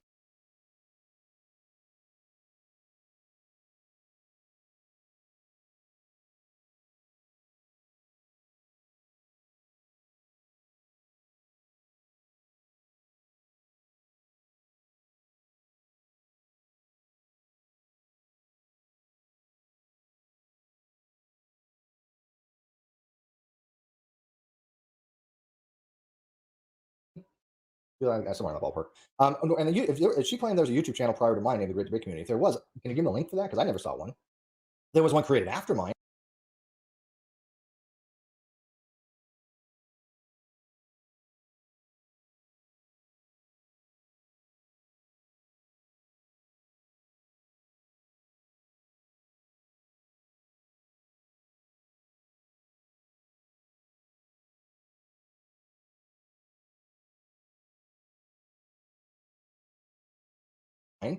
That Anti-Ordinary tried to do, and that was our one big bit session. And then I'm people, muted. like this is.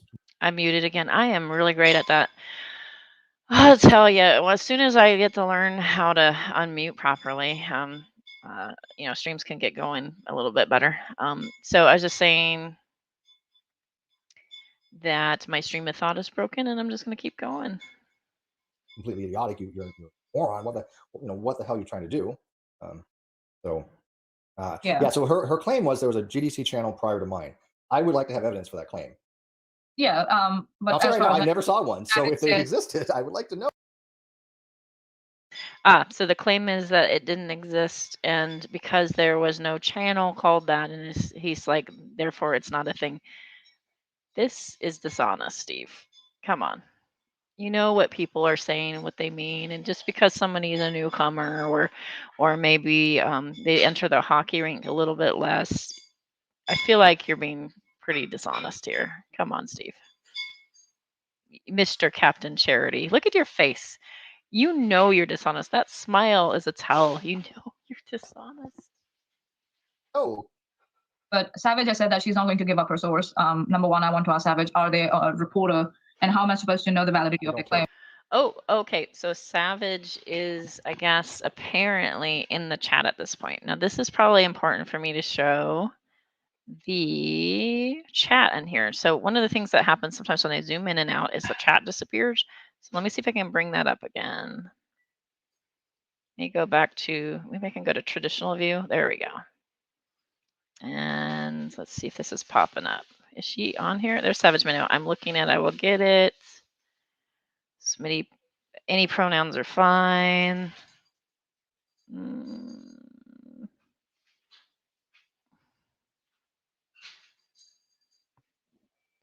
Excuse me, I'm sorry about that. I see, so I see her in chat now on the side, so I'm just gonna show the chat now from on, if you can see that in the video, hopefully. Sources. All I want to know is, I want to see Or something. if they can find a way without, again, okay, it's fine.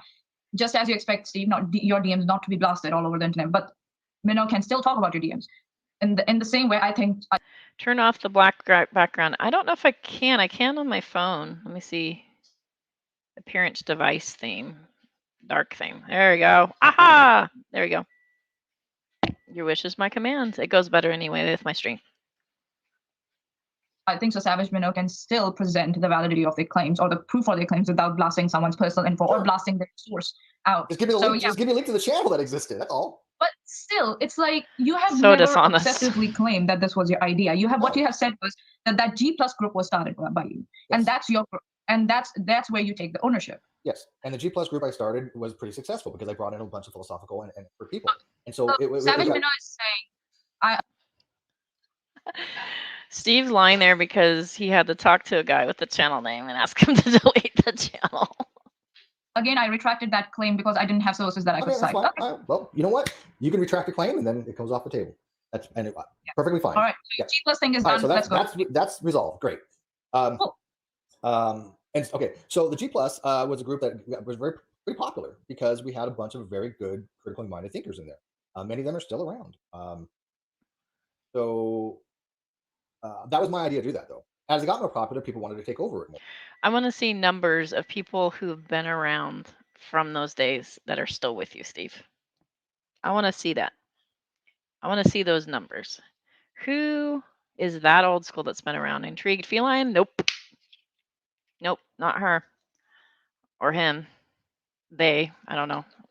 Intrigue's never, to my knowledge, declared their pronoun. So Intrigued, I'm not, it's not on purpose. Just, I don't know.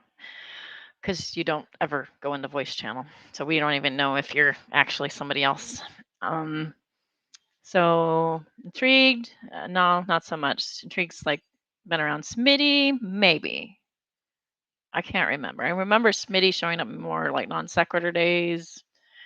He's like, so many people are just around from back then. I don't know. I don't know.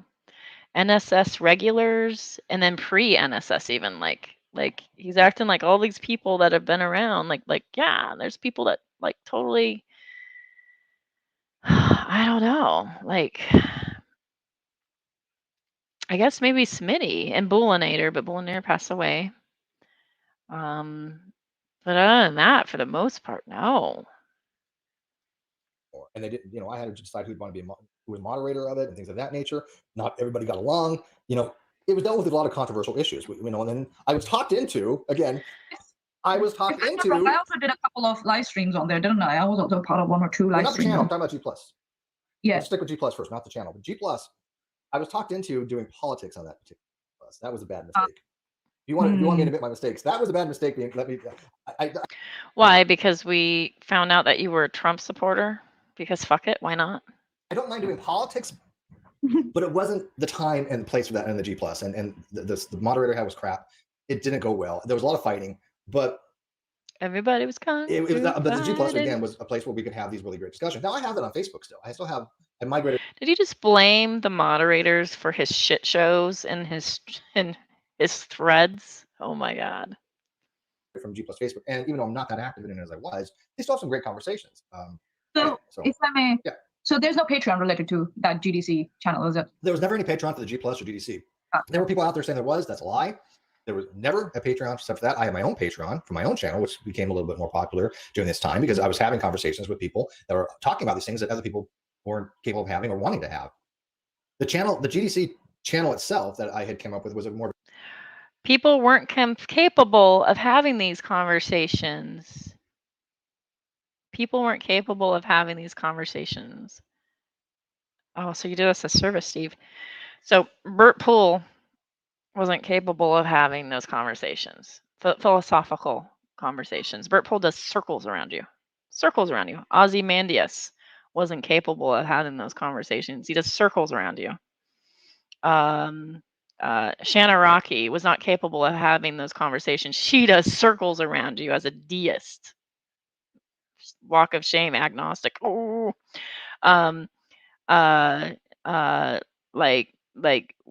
Helena Hambasket was having those conversations and having those live chats. She did circles around you at the time. People weren't having those conversations. No, you came in, and at the time, you were a weakling in those conversations. You couldn't have those conversations. Instead, at that time, you were focused on the clown car posse. You were focused on Rocket Ronnie. You were focused on G-Man. You were focused on those clowns. And those are the people, particularly Ronnie, for a long time. And you were like, science, and let's go attack young Earth creationism, because you were so weak in philosophy at that time. And honestly, kind of still are in some ways, that that's the route that you took for a long while. And you did up your game to some degree, but like you're still stuck in the same route. You're still discussing the definition of atheism and acting like that's super important. But like people weren't having these conversations. People were having those conversations long before you, and they'll do it after you. You are not. You are one cog in the wheel. Or a community thing where people could come. They could, promote their own channels and things of that nature. It was monetized, but it was very minimal. But people did get a lot of subs and advertisement from that channel. But it was it was a good launching platform for people. In 2017, though, that channel, and this is when they were bitching about making money, that channel made $31.70 some odd cents or something. In 2017, yeah, I saw that. People were bitching about money because you were not just commodifying the community, but you were then trying to commodify people's others, their skill set and their stuff, and as if it's something that you've done, like as if it, I don't know, gives you credence.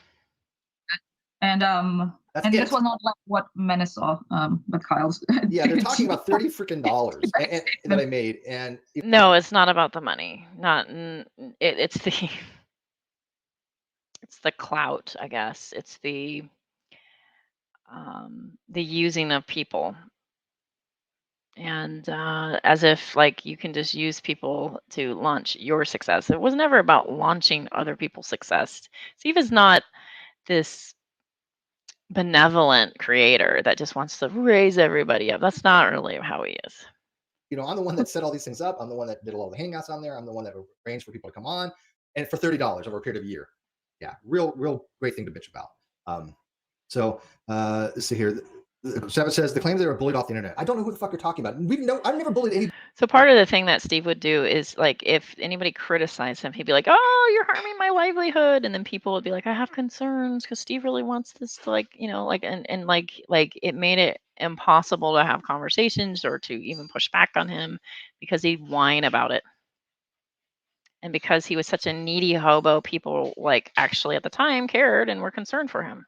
Anybody off the internet? Never. My Nobody. only thing is that why would you make a claim only to retract it when you have insufficient sources to cite? Yeah, that's my only question. I don't know anybody each to their own. I don't know anybody from my community, our community, that bullied anybody off the internet. If anybody's been bullied off the internet, it's people that Shadow Tier says part of the problem was that Steve would promote his own personal Patreon on the GDC channel, and that was the thing that he linked that some people felt were using him.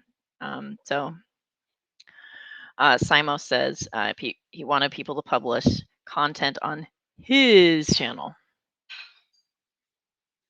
Cared about. Somebody that I cared about very much had to delete their Facebook because they were bullied off the internet. I have my dear friend who passed is still being bullied to this day by these people. Chester's been bullied. Monty's been bullied. Crenshaw has been bullied. Atlas has been bullied.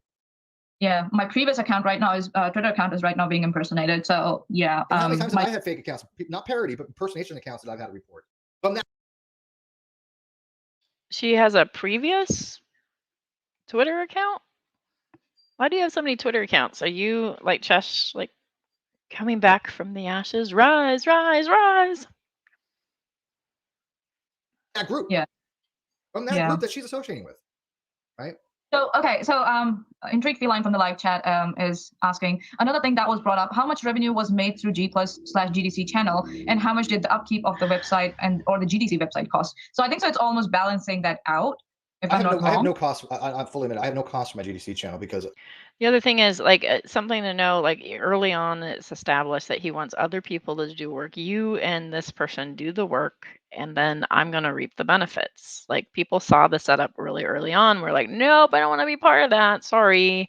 And it's seeing the goal and going, I don't want to be a part of that. And then if you fast forward and look at what happened with NSS, I'm sorry, but that heavy lifting was not done with Steve. Frank, who my webmaster, is a friend of mine, and he was gracious enough to host it. I mean, granted, it would only be about $10. It wouldn't even be that. It's probably, my other hosting. The hosting's not too big of a deal. Hosting a website's not too big of a deal, but the creators of it, like the people that were putting it together and doing the work, people like Kevin were doing the work, and you shit all over them. I think it's like $10 a full package. It's not, domains are not that expensive. I mean, my domain, I think, ran me $40 or something to renew. You're so dumb. Yes, they're not that expensive. One of the things that Steve undervalues is man hours. So the amount of work that people put in to actually keep that shit running for him, he undervalues. Like he didn't do that shit. That was other people. That was other people's work that did that shit. And like he puts a monetary value on hosting the site, but not on the man hours of actually building it, because that is where the work is at. That's where the time is at. And he does the same thing with Non Sequitur Show, like the artwork, the production, the artwork, the general promotion, the marketing, the charisma, all that fucking stuff. I'm sorry, I'm not a fan. This is not a character endorsement of Kyle, but like all that stuff was fucking Kyle. It was. I mean, it's not in a character endorsement. I'm just saying, like, that work was done by him. And there's a reason why you didn't just up and start a new channel.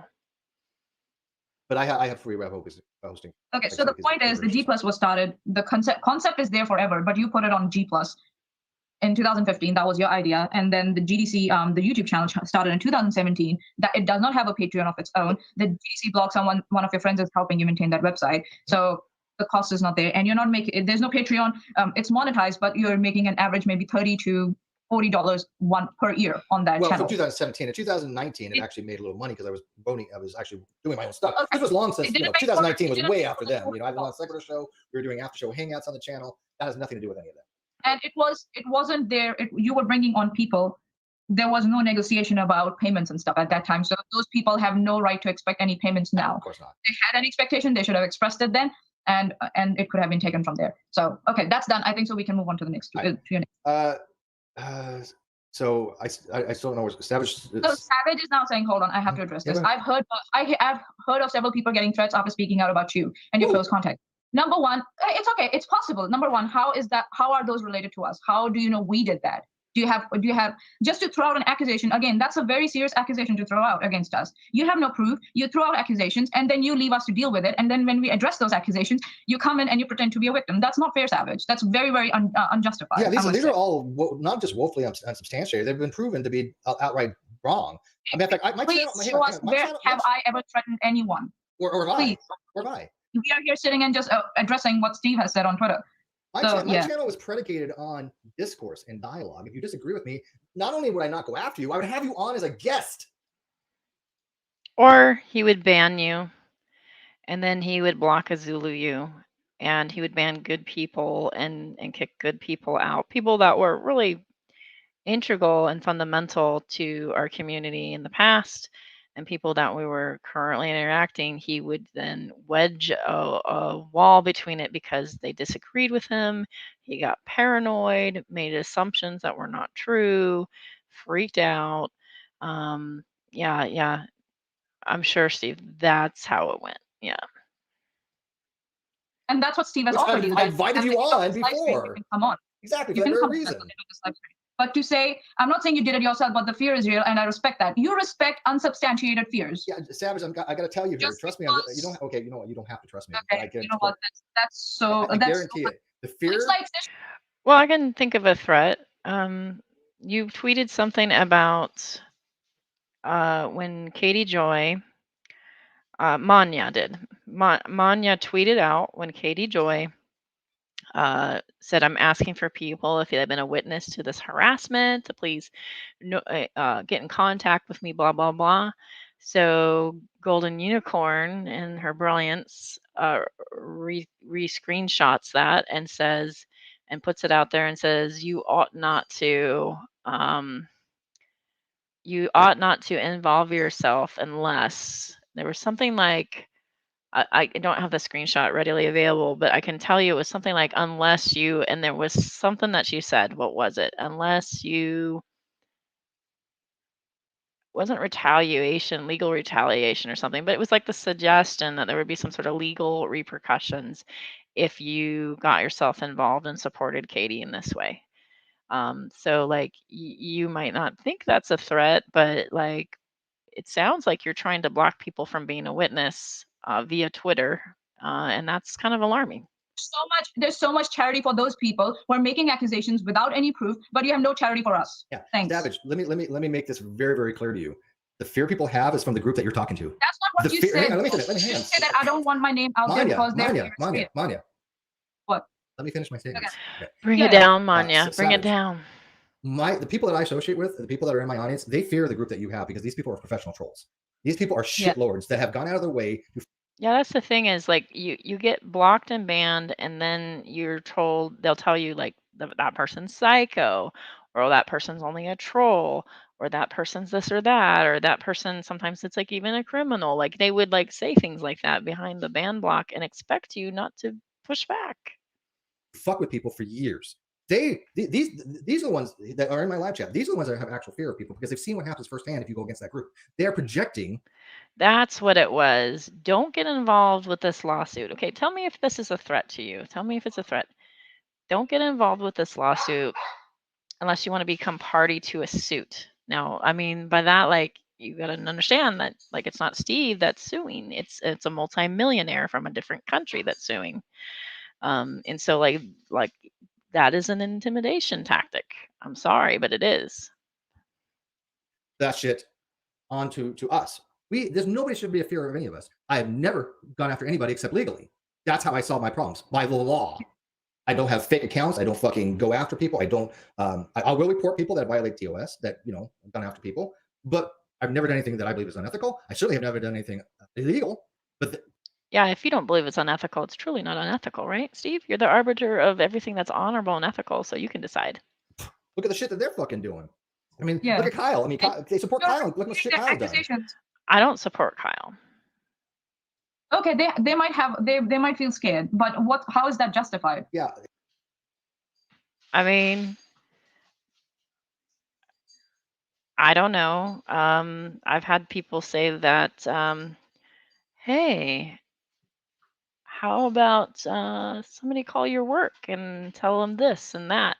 I had these veil threats said to me. I think that's pretty justified. I know that other people have gotten veiled threats like that, and I'm sorry, but like we can play this game, but Manya, like there are people that are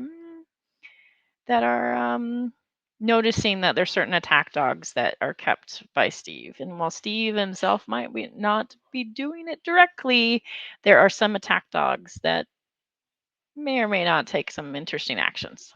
If they're scared, that's on their.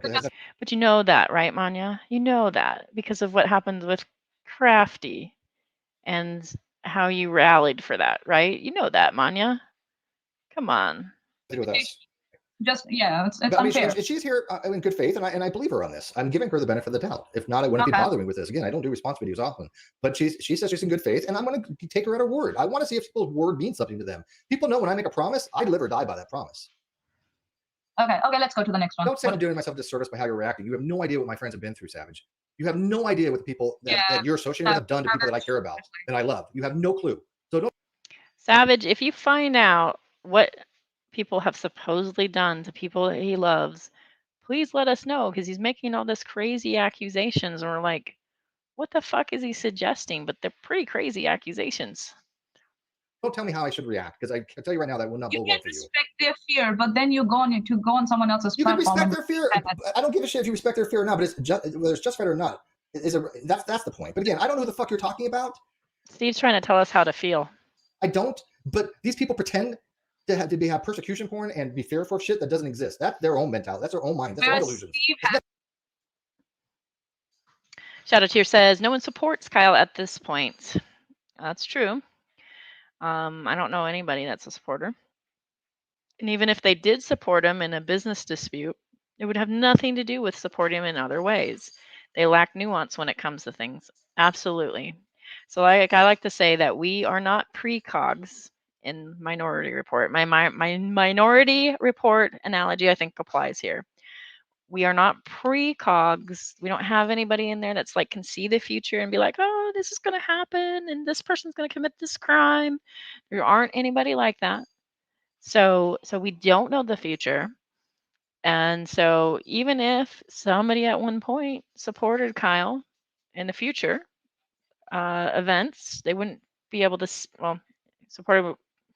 I'm mixed up here. Timey-wimey, wibbly wobbly stuff. So like in the timeline, you support Kyle, and then time goes by, and then all of a sudden Kyle does a thing. And in that thing, you stop supporting him. Now, I wouldn't call myself really a Kyle supporter at any point. Generally fairly cordial, but not necessarily a supporter. But for folks that maybe he's throwing shade at that have maybe buddied up with him, like that doesn't necessarily mean that that's like a something that you can hold people accountable, I guess. You can't hold someone accountable for something that happens in the future that they don't know about.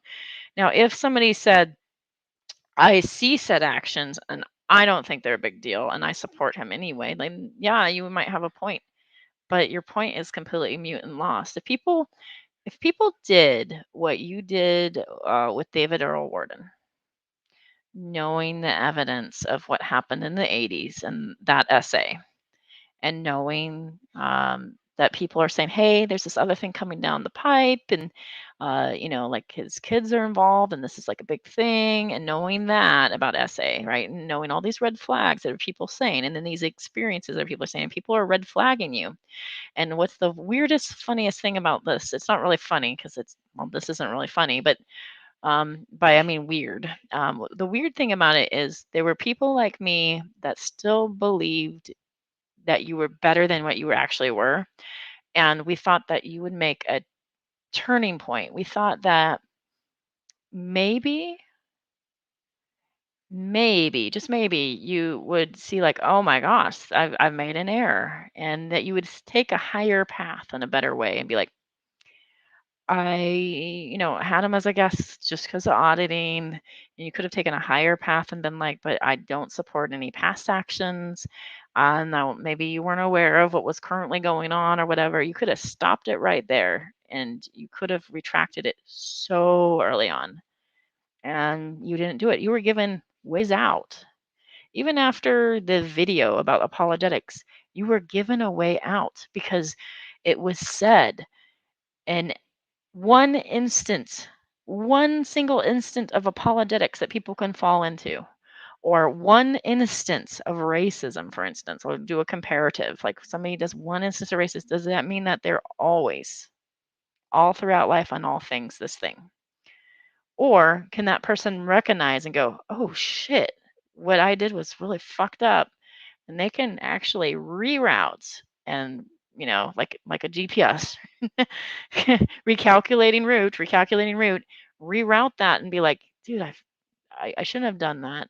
And they can move on and take a higher path. But no, you doubled down, you supported it, you said that, like, I need to qualify.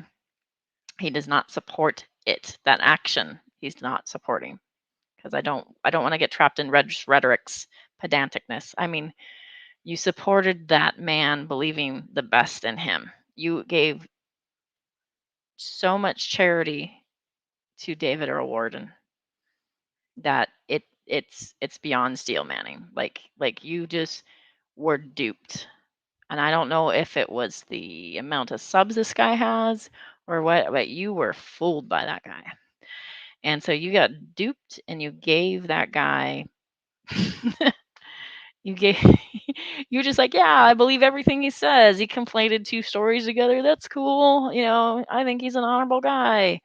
Like like that that is disturbing because you could have taken a better route. And at that time, I was shocked because I thought that you would. I thought better of you. And you failed. And I felt disturbed, silly me for thinking that you were better than that. Nothing to do with Been me. attacked. I have been attacked. Shesh has been attacked. We have been impersonated. C's daughter has been dragged into this. So yeah. I was accused of raping my own daughter by that group, and you're telling me about fear. Yeah. I mean, So there is a mystery troll that nobody knows, and everybody tried to go, who the fuck is this person that did that? And we all flagged that person down. And that mystery troll that did that, he's just touting it around to like, that's what these people do. for fuck's sake. I mean, let's put things in perspective here. Okay, Steve, let's come All back. All right. If Minna wants to stay here, she can. We'll Of just. course. Yeah, like I said. As to your last video, this explains countless times. Use the channel. Great Big Community is not a G Plus nor YouTube channel. I created the G Plus community and the Great Big channel. As I said, you said I have people on my payroll. Well, I'm not a business. I had Non Sequitur, which was a business, and the only people on the payroll were myself, Kyle, and then we're trying to get 10%. It's funny because he was talking about people being on the payroll just recently. So whatever. To bull. But I don't have any business towards my channel. I do pay Cheshire as co-host, and I do pay Chris Hatley for co-host. So, but that's not a business. Now the Non Sequitur will be a business, but Oh yeah. So you said in the next one that Red's rhetoric is not on your payroll. No. So Red's rhetoric is I not. told him to go talk to Rez because Rez has dealt with these people. He's met these people in real life. Oh yeah. He has Okay. literally So met these people and dealt with them in real life and know firsthand what shitty people these are. I dealt with him in real life too, and I can tell you what a contrite, spoiled, narcissistic little whiny bitch Red's rhetoric is, and the amount of bending and worrying that I had to do to help make his journey a little bit happier and kinder, even though he was a fucking asshole to me. And so like to the point of like we had to scramble around and be like, who is not going to trigger this guy into like who knows what? And like we would like go, okay, we're going to put this person in the van and this person in the van and this person in the van with him so that he's not going to be a trigger little bitch on the way to the funeral. We bent backwards for this guy. And at this point, I think it was a fucking setup because he was looking to fight. He was looking for it. Okay. And then you're talking about some of your benefits. You said my benefits were 100% legit, and if you have evidence to the contrary, provide. Yeah. So let's look at this here, and let's do some critical thinking here. I had a partner that stole every dime of a business venture together, right? A general partnership that has been established for the court. There's no question about that. He stole everything from that, right? So people are have been talking about medical a lot. I'm getting there. So he stole all these things. He didn't have he had to use Patreon because he lost his job. I gave him permission to do so. He was supposed to pay me back or pay the business back through AdSense and other revenue streams. That never happened. After that, we realized it was not happening. Rez and I and Ghoul were asking him, where the fuck is the money going? We knew he was spending money on going out and traveling and seeing his boyfriends. And we're like, dude, we need to see the books here. We need to see what the fuck's going on here. They would never show them. Right? He was like, well, my CPA is handling that out. I'll get you his information. He never had a CPA. He lied about that. And he would be like, well, here we'll do the distributions at the end of the year. Okay, fine. I asked for $1,000 a month stipend or draw. It's called a draw, which is perfectly fine for an owner to draw out of an owner equity. You have you can leave the money into the business, or they can draw out of it, and that becomes now personal income. I took accounting. I took 2 years of accounting. Okay, even though I dropped out my second year because it was so fucking boring. I still had some understanding of accounting. But Kyle was the one that was doing all this fraudulent shit. But he had to come up with a narrative to try to explain to people why he wasn't giving me the money. So he came up with this bullshit about medical. Everything I did with medical is perfectly legal. There's absolutely nothing wrong with it. You ask anybody that knows anything about medical or the law or the taxes, none of them. No. So there are short clips of the medical fraud. And I'm not saying that is medical fraud, but there are short clips of that where Kyle makes that suggestion. And then there are clips of why that is suggested. And there's clips of what Steve actually has said. So you're welcome to review that.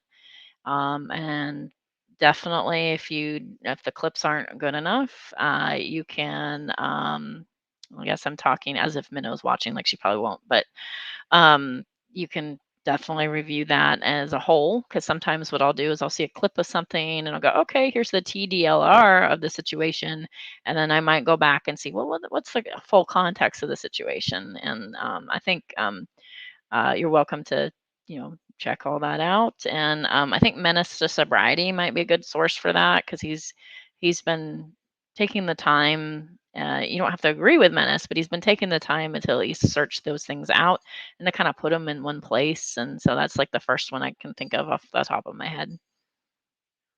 One person, not even Peter Riley, who wrote for Forbes article, he wrote on this. Not even he said I did anything wrong. But you have these other idiots saying that I did something wrong. Okay, what statute? How much? When the article came out, though, you're a bit salty about that. I remember that. Money was there? Show me the evidence for that, because that never happened. Not even Kyle gave that evidence to the court. There was none. So you have a shady business Kyle didn't show up to the court. partner who is now being investigated for embezzlement, perjury, forgery, is in jail right now under a civil and criminal contempt charge. And yet, you're questioning me about something that never was a problem. It's been explained a million times. He physically harmed his boyfriends, both of the boyfriends. One of which, like anybody knew that, Kanya. Well, I just called you Kanya. Whoa. That's like Kanye, sort of, and Kyle mixed together, and it was Kanya. It was by accident. I don't know how that happened, but that's brilliant.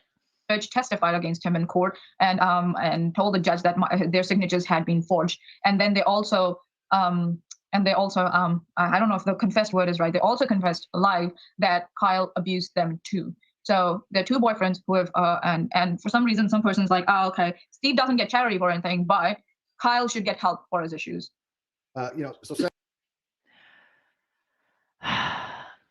So the first incidents with Ben, he was laughing, which made it really confusing. And at the same time, like Cheshire was like, he seemed overjoyed about it. And Steve was like, really?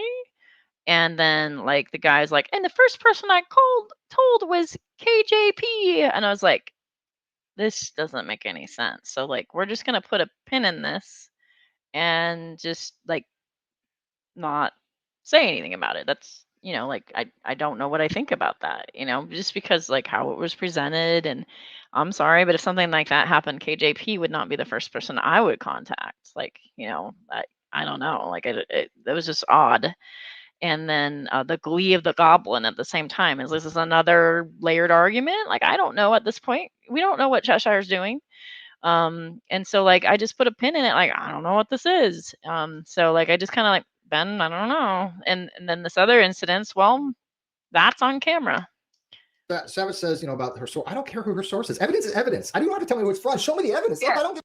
And I'm generally like, believe the victim and stuff, but like if they're laughing and you have Cheshire who's accusing people randomly of SA in a layered argument, and she has a history of this and she's laughing, I'm just going to put a pin on it because of who it's coming from. And like a lot of that's influenced by Cheshire and not from Ben himself. And that's sort of like, it's sort of like Shanny for Christ with the police incident. Like at this point, let's put a pin in it. We don't know. And like, find out, Give a shit who it's from. I'm not asking who it's from. I don't give a shit. It could be anti-ordinary. It could be Shara Michelle. It could be exiled. It could be Fiona. It could be Dragna. He's just naming names. Anti-Ordinary, Sarah Michelle. What? It could be Ethan. It could be any of those Exiled, Ethan, Dragnut. Like, what? fuckers, man. Any of them. I don't care who. Keep your source. But evidence is evidence. Show me the evidence of what they said, that there was something that existed prior. But she's retracted that claim, so that's a moot issue to me. Exploratory Minds Project 10 pounds said, It's interesting whose name's in his mouth.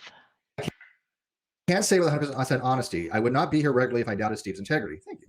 And I appreciate that. And I love your stuff too, by the way. I don't watch everything recently. I've been busy, but I know you still make videos, and I'm aware of your videos about me. I appreciate them. More importantly, if I hear any accusations on anyone, ask them, not secondhand info, especially over the net. And I agree with that. I think just, be direct, right? So the point being is that not even Kyle had evidence of any kind of fiscal malfeasance on my end, medical or otherwise.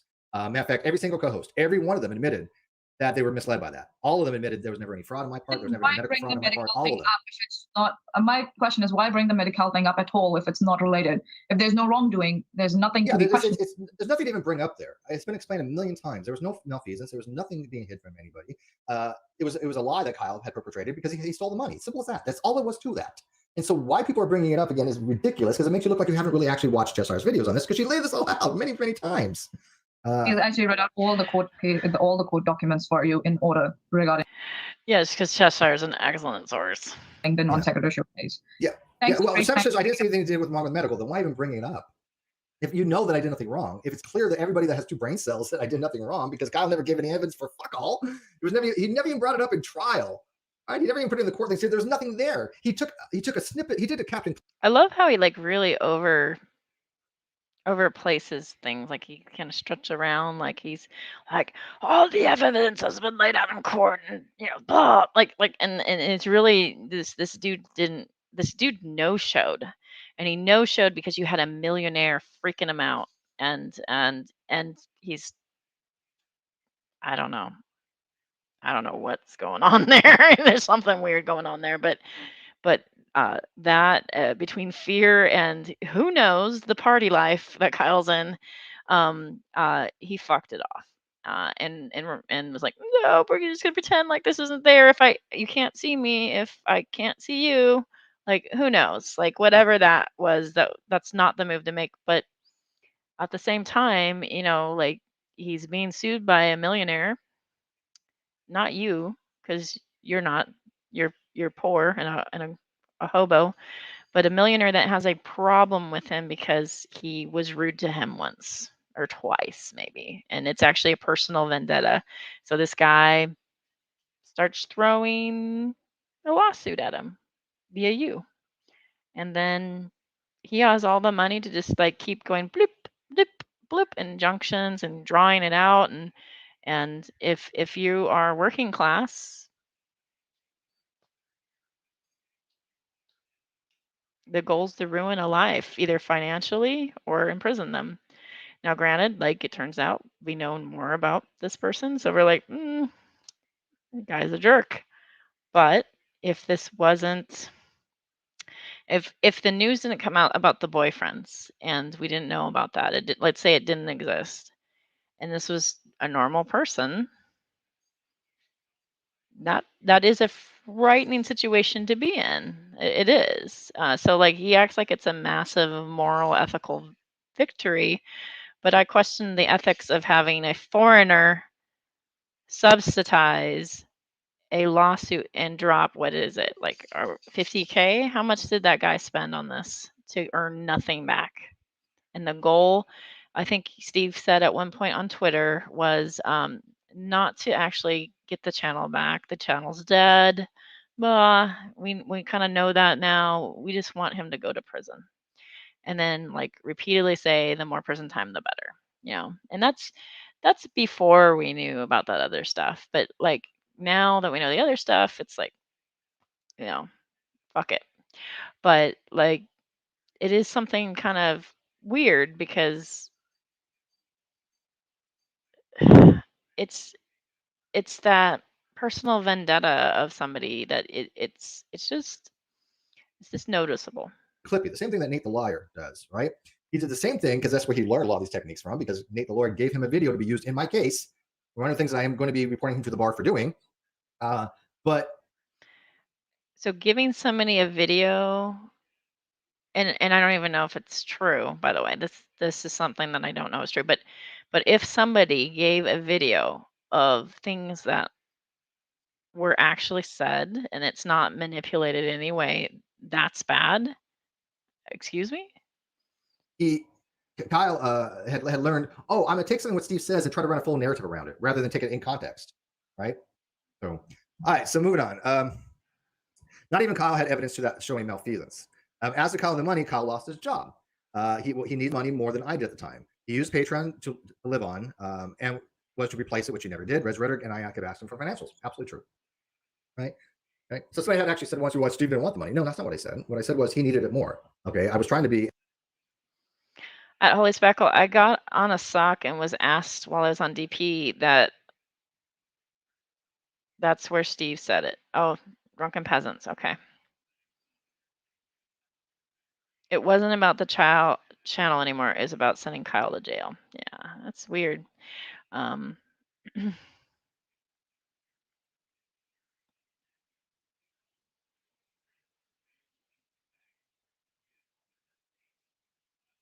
funny. Congratulations on 115K subs, Nate. Nate's got a silver button. Congratulations to Nate the lawyer. I remember when I was modding for Steve and I was informed Nate's nothing but a troll. He's just nothing but a troll. Kick him over a stupid argument about the definition of atheism. But look at them now, how they grow. I'm going to take an intermission. I'm going to play some music. Give me about 5 minutes or so. And so I'm going to stop my share screen right now. And I don't have an intermission like little ticker or music to play. I'm not cool like that. Let me see if I can add that. Intermission. Be right back. Save, scroll. Look at that. Okay. And then what I'm going to do is put a little hold screen there. Da, da, da. And I guess I could put some music on. Bum, bum, bum. Pardon me. Oop, messed up there. Give me one moment. I'm really cool. I got everything squared away. We are professionals on this channel. Professionals.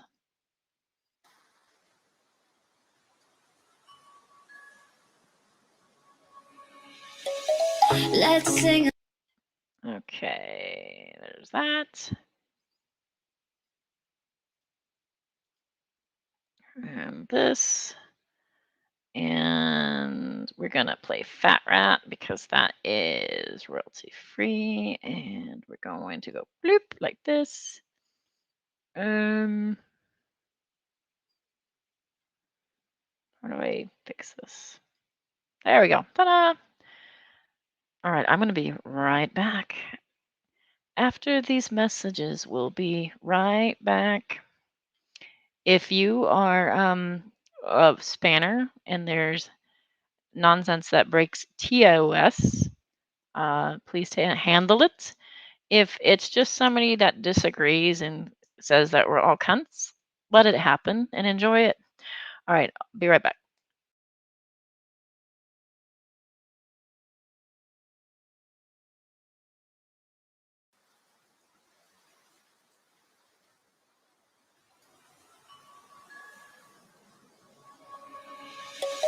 Let's sing a song full of hope, full of pain. Why don't you sing along, my friend? For it's our last refrain.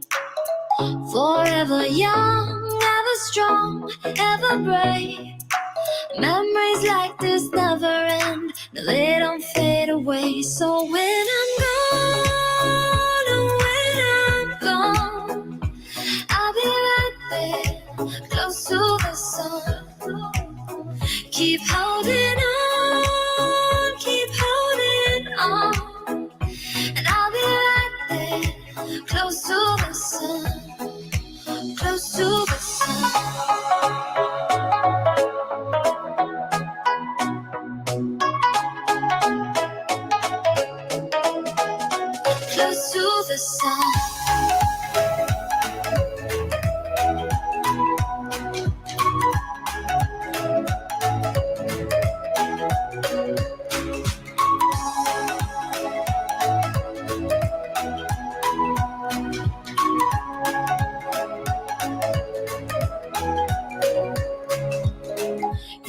to the ones who let shine through the rain, the ones who stood for something more. We won't forget your names. The tide is high, say goodbye, we set it sail. And all those midnight secrets told, we'll take them to the grave. So when I'm gone, oh, when I'm gone, I'll be right there, close to the sun. Keep holding on, keep holding on. And I'll be right there, close to the sun. Close to the sun.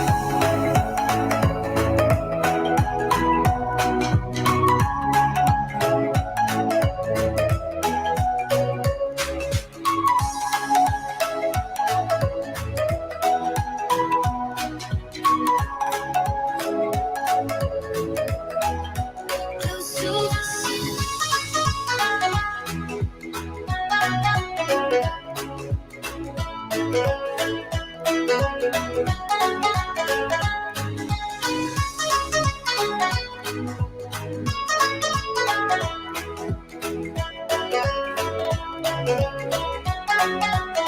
So when I'm gone, oh, when I'm gone, I'll be right there, close to the sun. Keep holding on, keep holding on. And I'll be right there, close to the sun, close to the sun.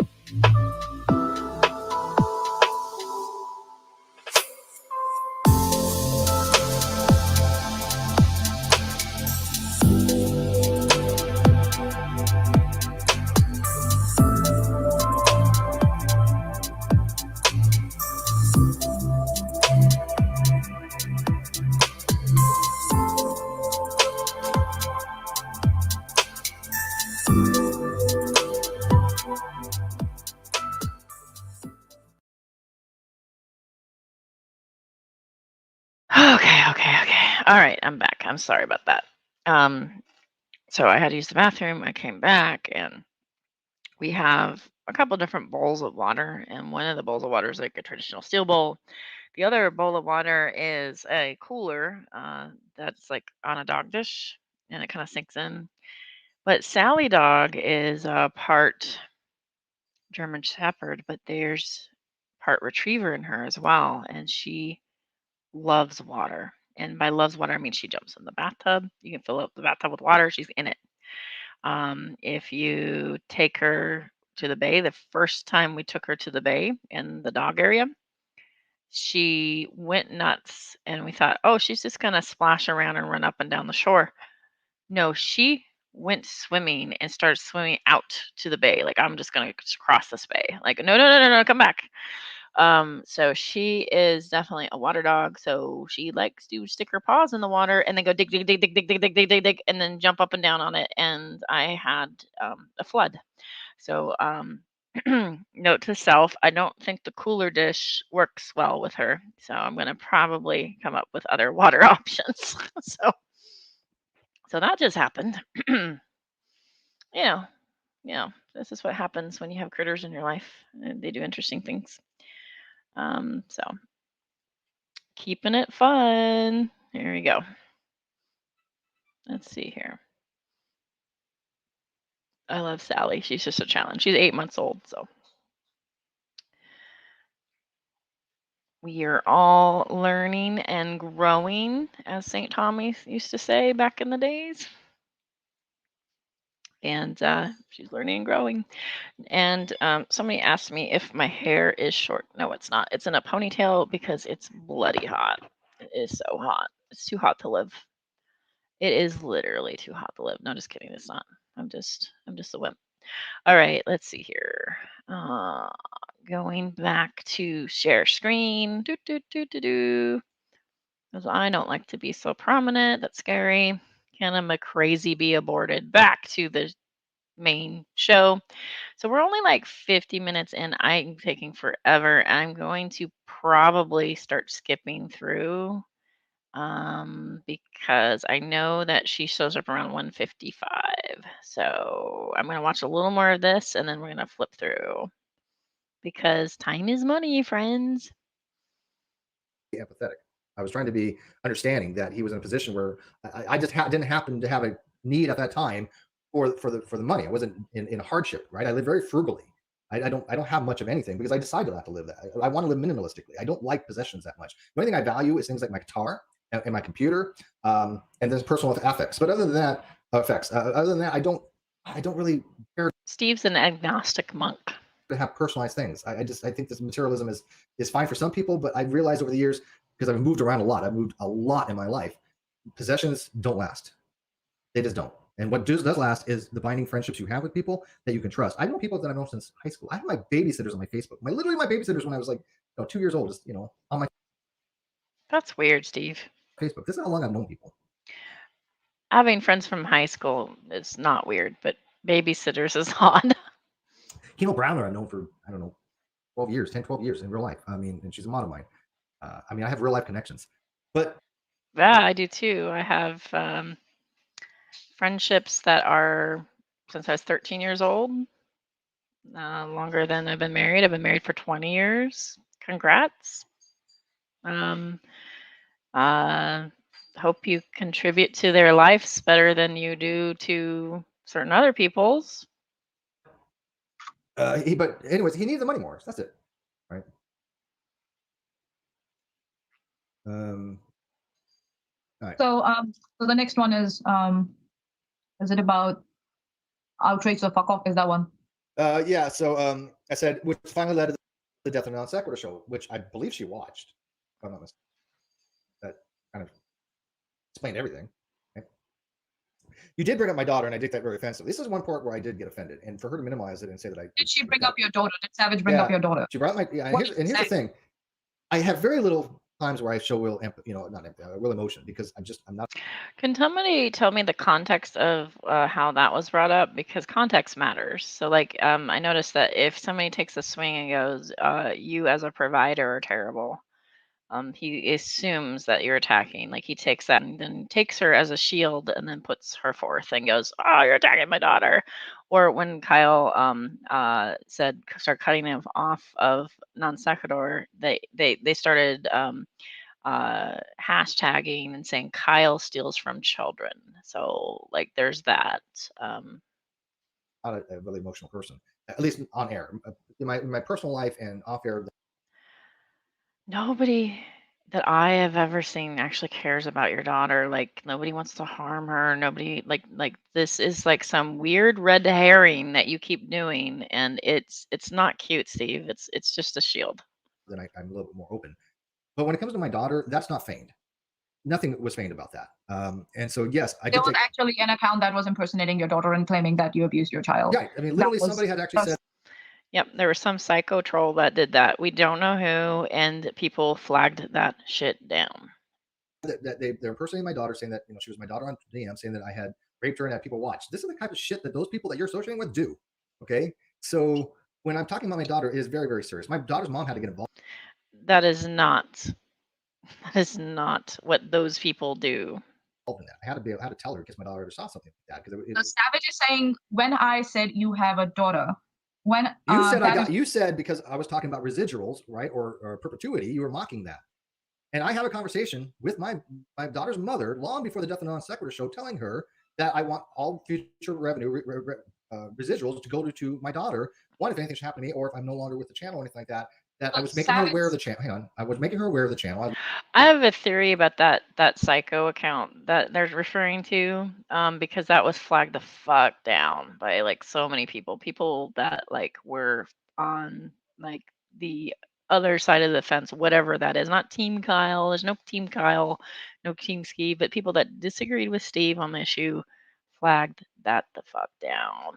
And so like I don't know. I have a theory that the person that did it is an agent of chaos that's kept close to a certain person, and is actually not the people that he's saying. And that same agent of chaos may have been involved in calling somebody's work previously. Maybe. That's my theory. Because I don't fucking know who would do that, and I know that people were outraged and upset about it. Making her aware of the financials. I have a document on my computer that is for my daughter if anything happens. All that was supposed to go to her someday because I was going to, I didn't think I was going to do the show forever, but that was going to be something that was going to be a legacy to her. And so I had that conversation with her long before the Death and Non Sequitur show. And so I was taking that very seriously. I did say, no. She said, I said nothing about your daughter in relevance to money. What do you think perpetuity means? And perpetuity means residuals from that channel. And yes, it's from every video on that channel. I even offered Kyle 50% of all future revenue on that channel if he would just leave and give it back to the channel, because that was our agreement. And then we would figure that out from there. What? Can you clarify what exactly Savage said about your daughter and the residuals from the channel? Yeah, she was mocking the perpetuity thing for whatever reason, saying that oh, she mocked perpetuity, so that's attacking my daughter. Something about when she hears the word perpetuity or something, it reminds me of her thumbnails she made of me or something. But no, that was very, very serious discussion that I wanted that, and again, it was just for spending money. Okay, yeah, it was when he said, this was supposed to be my daughter's legacy, and he was making all that stuff. Well, look, everybody, like, let's just think of it from an employer standpoint. Everybody that works for a company is looking to provide for their household, right? Except for Steve. but until later, after it's too late. But almost everybody is looking to provide for that. And one of the things that can happen sometimes when you're laid off is that, let's say, during the pandemic, you're laid off. You're like, dang, man, I'm laid off. And it's going to be really hard to provide for my family right now. And now I have to find another job. Or you could scream at your employer and Twitter them and say they stole from your kids if you're laid off in the pandemic, right? Because that makes sense. Like it makes no sense. For her. I didn't expect to be very much, but that's not the point, right? My daughter has been taken care of as far as like college and stuff like that. We as a family have provided for my daughter exceptionally well, so she can go to a good college. This is why I live very frugally. As People a don't family. know any about that stuff because it's another goddamn fucking business. How many tens of thousands of dollars my daughter has gotten that I don't have because that's the way I wanted it. But again, it's Wait, not what? your fucking business. Wait, Straight up. wait, what? Okay, Steve, what you said makes no sense, and he stumbles all over right there. And I gotta watch this again. I don't know. I'm not gonna make any declarative things, but it's very weird. Let me see if I can. That something about when she hears the word perpetuity or something, it reminds me of her thumbnails. I'm Thumbnails she back made too of far. it. Sorry. But no, that was very, very serious discussion that I wanted that, and again, it was just for spending money for her. I didn't expect to be very much, but that's not the point, right? My daughter has been taken care of as far as like college and stuff like that. We as a family have provided for my daughter exceptionally well, so she can go to a good college. This is why I live very frugally. People don't know any about that stuff because it's another goddamn fucking business. How many tens of thousands of dollars my daughter has gotten that I don't have because that's the way I wanted it. But again,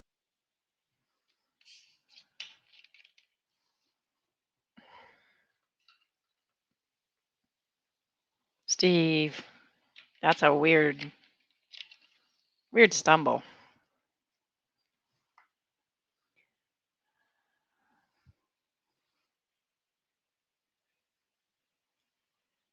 because So, that was our Steve, agreement, and then we would figure that out from there. What? Can you clarify what exactly Savage said about your daughter and the residuals from the channel? Yeah, she was mocking the perpetuity thing for whatever reason, saying that something about when she hears the word perpetuity or something, it reminds me of her thumbnails she made of me or something like that. But no, that was very, very serious discussion that I wanted that, and again, it was just for spending money for her. I didn't expect to be very much, but that's not the point, right? My daughter has been taken care of as far as like college and stuff like that. We as a family have provided for my daughter exceptionally well, so she can go to a good college. This is why I live very frugally. People don't know any about that stuff because it's another goddamn fucking business. How many tens of thousands of dollars my daughter has gotten that I don't have because that's the way I wanted it. This is word salad. But again, it's not your fucking business. Straight up. So, but don't mock the fact that we had a business arrangement, which Kyle fucking well knew if it was 50-50, that it is in perpetuity because you can't just eliminate a partner, that money was supposed to go to my daughter so she would have spending money at some point. I don't know, what do you call it? I guess spending money, right? Because it was just for her, right? That was the intent. And I just thought it was very offensive that she was making light of that for some reason. Okay. Yeah. You did talk about my daughter. You're talking about residual. Who do you think the perpetuity was supposed to go to, Savage? I have to remind everybody that thinks that on the stream are solely opinion. It's based on things that we're observing and seeing and hearing, and opinions are there. It's solely an opinion, and that's all it is. And so if you want the facts, you are welcome to search them out themselves. No bullying or harassing. Be kind and be excellent to one another. But that is...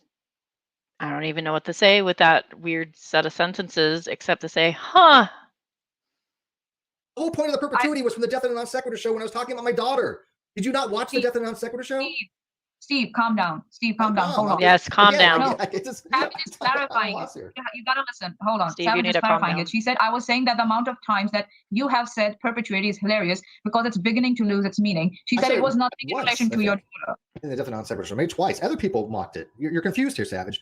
Other people were taking what I said and were mocking it. And that's where you hear the term a lot. I don't use the term that much, but they were mocking it.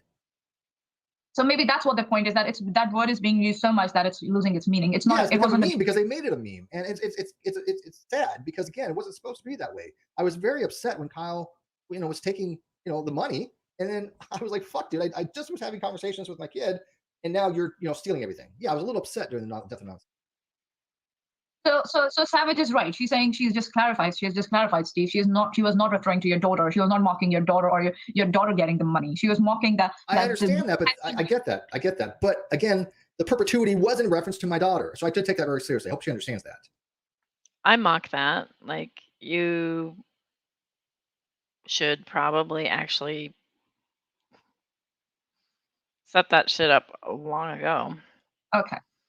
I'm sure they do. Okay, well, we'll hope so.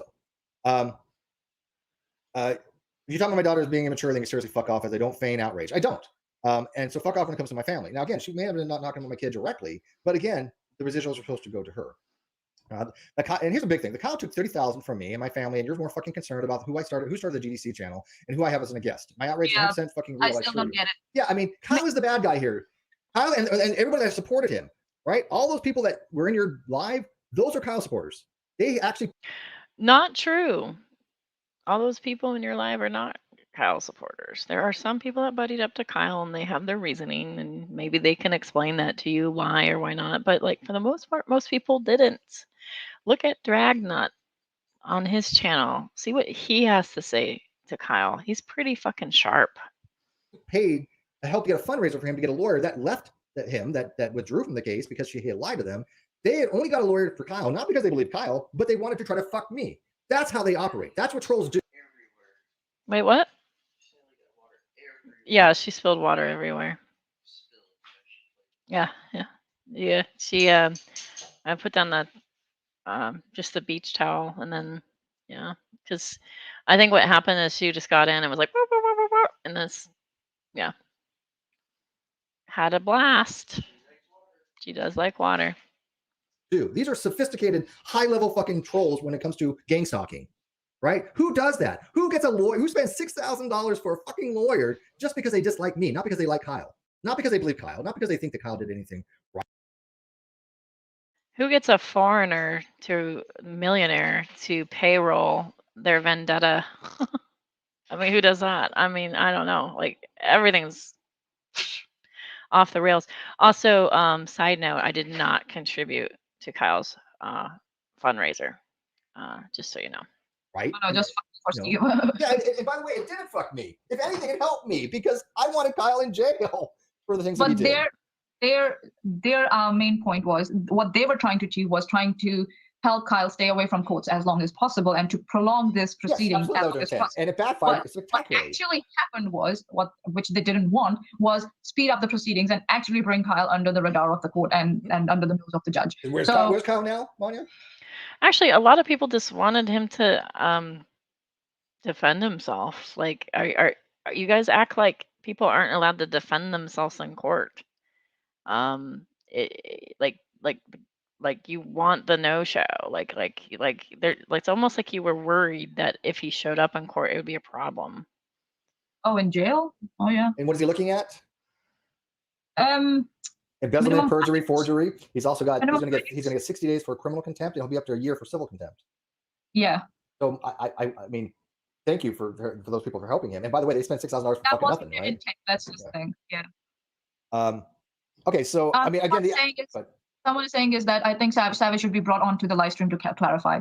I'll bring her on. Yeah, no, I'm gonna go through these first, and then I'll bring her on.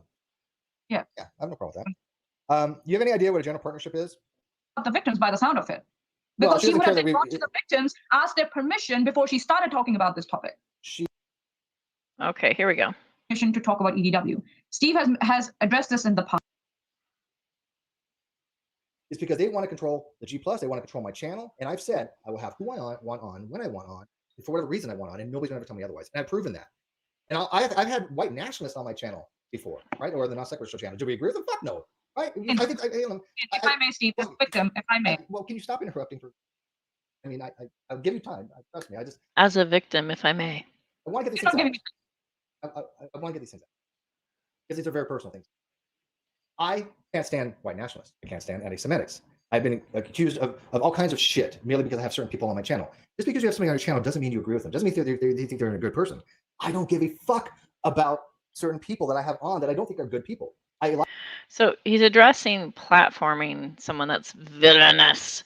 The thing is that wasn't even the key to the argument. That's the problem. I like the way he initially did his auditing. I don't like the way he does his auditing now. I don't have anything to do with him. Simple as that. I like the way he initially did his auditing, but I don't like it now. That means that you didn't know what the fuck he was doing because nothing's changed. That's all that needs to be said. Why make an issue about it? If you think if you want to go after him. I have nothing to do with the guy. Go after him. You brought him here. Here's the thing.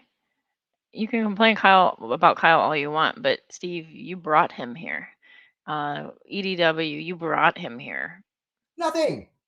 Yeah, there You complain about Katie. Well, Katie was a blogger, but like, you brought her over here too.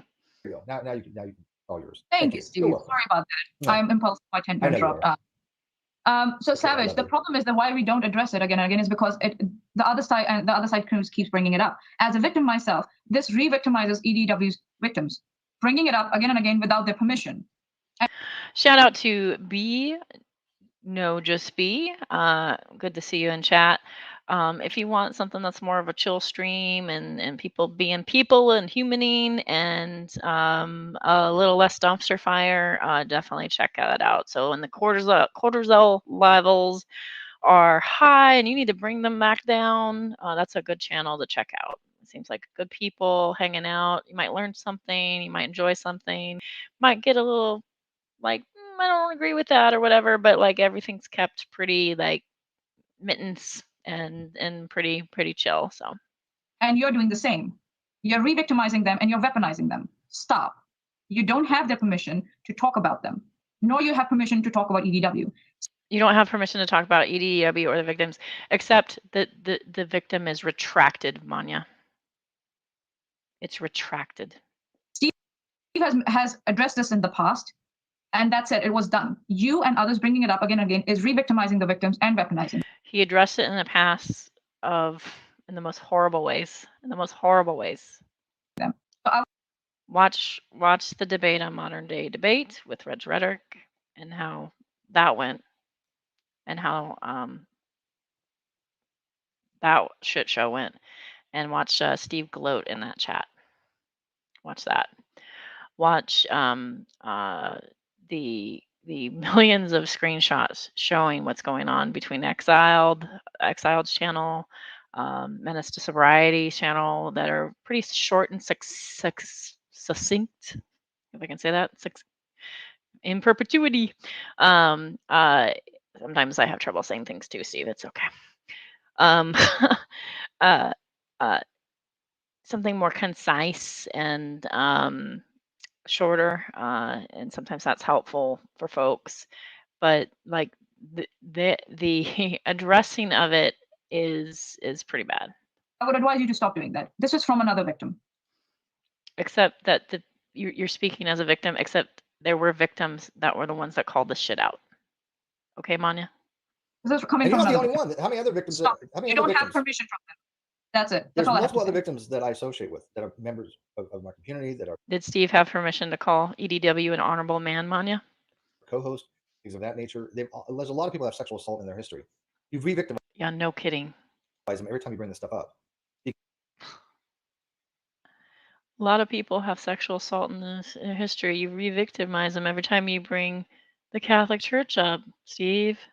This doesn't make any sense. Because you're not listening to the victims. You're listening to what you think is this narrative that these people are running, right? It's absolutely disgusting the way they're trying to weaponize this whole situation against Steve. You don't get to dictate to Steve. Manya, I feel for you in this way because on Twitter you mentioned that, and again you mentioned that you're a victim, and on Twitter you did as well, and even as a child, and for that I'm fucking sorry. Nobody deserves that. That's awful. But I think you're wrong on this, and I think the only reason why you are doing this is really truly to protect your friend. Steve, how he's supposed to express his feelings around about someone. Yeah, he had EDW for once, and that was related to auditing, and nothing else. It was these very people who forced Steve to make comments about EDW's convictions. And again, if you're going to now get into these are our apologies. It feels like she's protecting EDW and Steve and not the victim. Or if I might say grape apologetics, Savage, it's not. Denying that grape happened isn't apologetics. Justifying it is. Denying that it happened can be, definitely. If somebody responded to you on Twitter and said, nuh-uh, as soon as you made a declaration of like, this happened to me when I was younger, it was horrible. Like if somebody did that, I would slap them. I'd be like, no, like with words. like in Minecraft, but like I would be like, no, do not just do that to people. So that's not something that's not okay, right? Stop it. Again, stop re-victimizing the victims. You don't have the permission to talk about it, and stop weaponizing them for your views. Stop it. Yeah, that's all it is weaponization. Weaponization yeah, for that's all it views. is. That's what it is now. That's what it is now. They don't. She doesn't care about the victims by the sound of it, Well, because she she would doesn't have care then that gone to the victims, asked their permission before she started talking about this topic. They're redacted. She doesn't care that. But she's not doing that. Right. She doesn't care, or seems to care, that they're actual victims that are followers of mine that get re-victimized every time this subject gets brought up. You know, I don't do virtual signaling, and this is the Yes, you do. You do lots of virtue signaling. Oh my God. Oh my God. The double standard. Oh my God. They didn't have permission to get the report for Katie. Yep. For KJP's. Yep. Sexual assault seems like that's a double standard for me. That's horrific. So Steve supports somebody that's a major KJP hater named Roadhog, and I have questions about this guy. This guy is like, it reminds me of a Candy Cane, just real weirdo. And this guy reads this report as if it's story time and he's happy about it. Like there's something wrong there. And then says like acts like it's like this isn't true, that didn't happen. And there's bit shoots of this guy and how he speaks of women. It's so horrendous and so disgusting. Steve's buddied up and weaponized Roadhog. And that is something telling about Steve. Like he's willing to buddy up with people that are pretty despicable because they will push his agenda. And that is disturbing. the whole point. It's not my thing. Virtual signaling, words don't mean fuck all as opposed to actions. My actions is I haven't had them on again. It's funny. Words don't mean fuck all, except, as opposed to actions, except you're the guy that says you're astronomically ethical, astronomically honorable, and yet what you're showing here is problematic. Right? I had them on once. Yeah. That's it. That's all that needs to be fucking done. You had him on once and then you defended him and said he didn't really do it. It was a Romeo and Juliet situation. He's really an honorable man. You went on and on defending him. And then that's what people had problems with. At that point, it's over. All these other people, they can fuck off. I don't care about them. I don't watch them. I don't give a shit what the hell they say. They're running this bizarre narrative just to try to smear me. People know this. It's backfired on them tremendously over the long term because people have seen how they manipulate. You had so many ways to take the higher road. You had so many outs. You had so many like, oh, geez, I didn't know I engaged in this. I didn't know I engaged in apologize. I absolutely think that's disgusting. Or you could have said, oh, geez, I know that he's done some shit things in life, but I happen to just want to focus on the auditing thing. And I in no way support him in any way. I just, you could have said all sorts of things and taken maybe a higher route, but instead you doubled down. Things, and when they say, well, you called him an honorable man, they know damn well I was talking about how he conducted the audits because that was the topic of the discussion, right? Yeah, that's what it was. Yeah, of course. I mean, they manipulate these things. I'm done with that topic. I don't ever want to talk about it because it's not important. There's so many other fucking things of interest to me, right? I don't give a shit. If you guys want to talk about it in DMs and Discord and your channels and videos, knock yourself the fuck out. I don't care, but don't bring it to my doorstep. Yes, Steve is right. In short, don't make us, don't ask us to participate in your re-victimization and weaponizing of victims. Yeah, of course. We don't want any part of it. Yeah, and you can have your opinion. You can have your opinion, but right. Don't drag us into it. Don't drag me into it. No right to drag us into it. So I'm not a rape apologist. I'm very much against rape. I've dated people that are victims of rape. Okay, I mean it. Steve.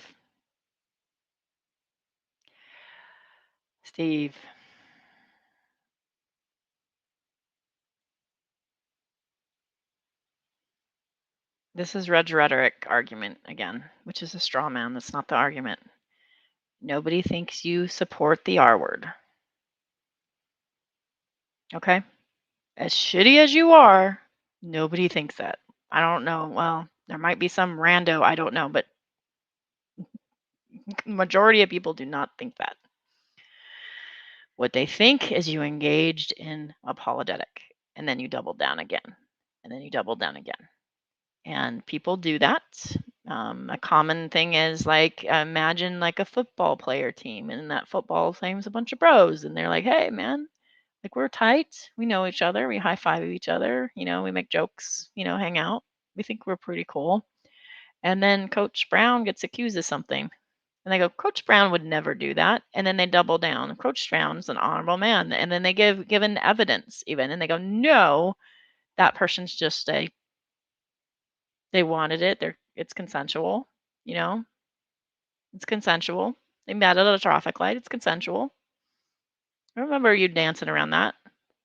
And then you expect people not to be upset. Also, holy crap, he has crazy eyes right now. What is this?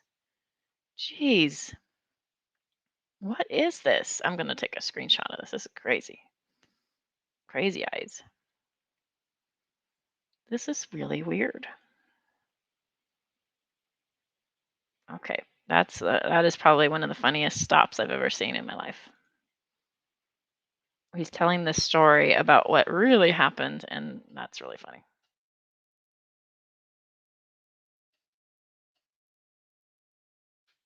Well then, I'm amused at that because it's such a heavy subject. I just happened to notice that expression, and I was like, whoa. It's a very sensitive subject with me because I understand what can happen with people when they have these types of PTSD. I've living with people with PTSD from this kind of stuff. I've dealt with it. I have CPTSD. It's a very serious issue. And every time somebody brings up this David crap, all they're doing is re-victimizing people because they don't understand what rape apologetics really is. Yes. If you're so concerned about the victims, why not go after EDW? Why are you coming after Steve? And by the way, because EDW is not part of the sphere that we're in. It's Steve. What I said was, thanks, what I said. Also, EDW is reaping some of the benefits right now of his actions. By benefits, I mean legal benefits. Consequences. Always denied it. And I said, I believe there was probably more to the story because of what I've looked into. But I've also said I'm at the point where I'm just agnostic on it. I don't know. I have information. Agnostic on it. I'm agnostic on it. How can you be agnostic on it? There's a court case with a conviction. There's a whole conviction, and you're just like, I'm agnostic on it. What? Determine one way or the other. What does it take for somebody to not have you be an agnostic, Steve? What does it take? You have to be there with video evidence? Like Kyle's pool? What does it take? What does it take for you to be convinced? Apparently a jury of 12, it doesn't work. I wasn't there, and I don't care. If he was guilty, Manya's saying stop. She's right. You should stop. Look, he paid his price, period. That's it. If he's convicted again, he could rot in fucking prison for. He paid his price. He did what? Not even 5 years? Not even? For that? All I give a shit. Yeah, okay. What the hell you want? I don't understand. He has pending things down the pipe from his own. I don't know. What you want me to do? If he's a piece of shit that deserves to rot in prison, let him rot in prison. I don't care. I don't know anything about him since the last 2 years. I don't follow his shit. That's how little of interest I have about the topic. He's not a friend of mine like you make it out to be. It's like they don't care about where's EDW. They don't have the guts to go after EDW because obviously he's in jail now, and they don't have the guts to take permission from the victims of EDW. So looks like the only target that matters here is you for some reason. Yeah, you're just basically, like I said, this is all because we thought better of you, Steve. We thought better of you. We thought you'd take the higher road. before. Yeah. For like how many years now? Right. God dang it. Right. Ugh. Makes me sick. As a victim myself, it makes me sick. And it should. Like, it should. It makes me sick. As a victim myself, you make me sick only because you're defending the indefensible.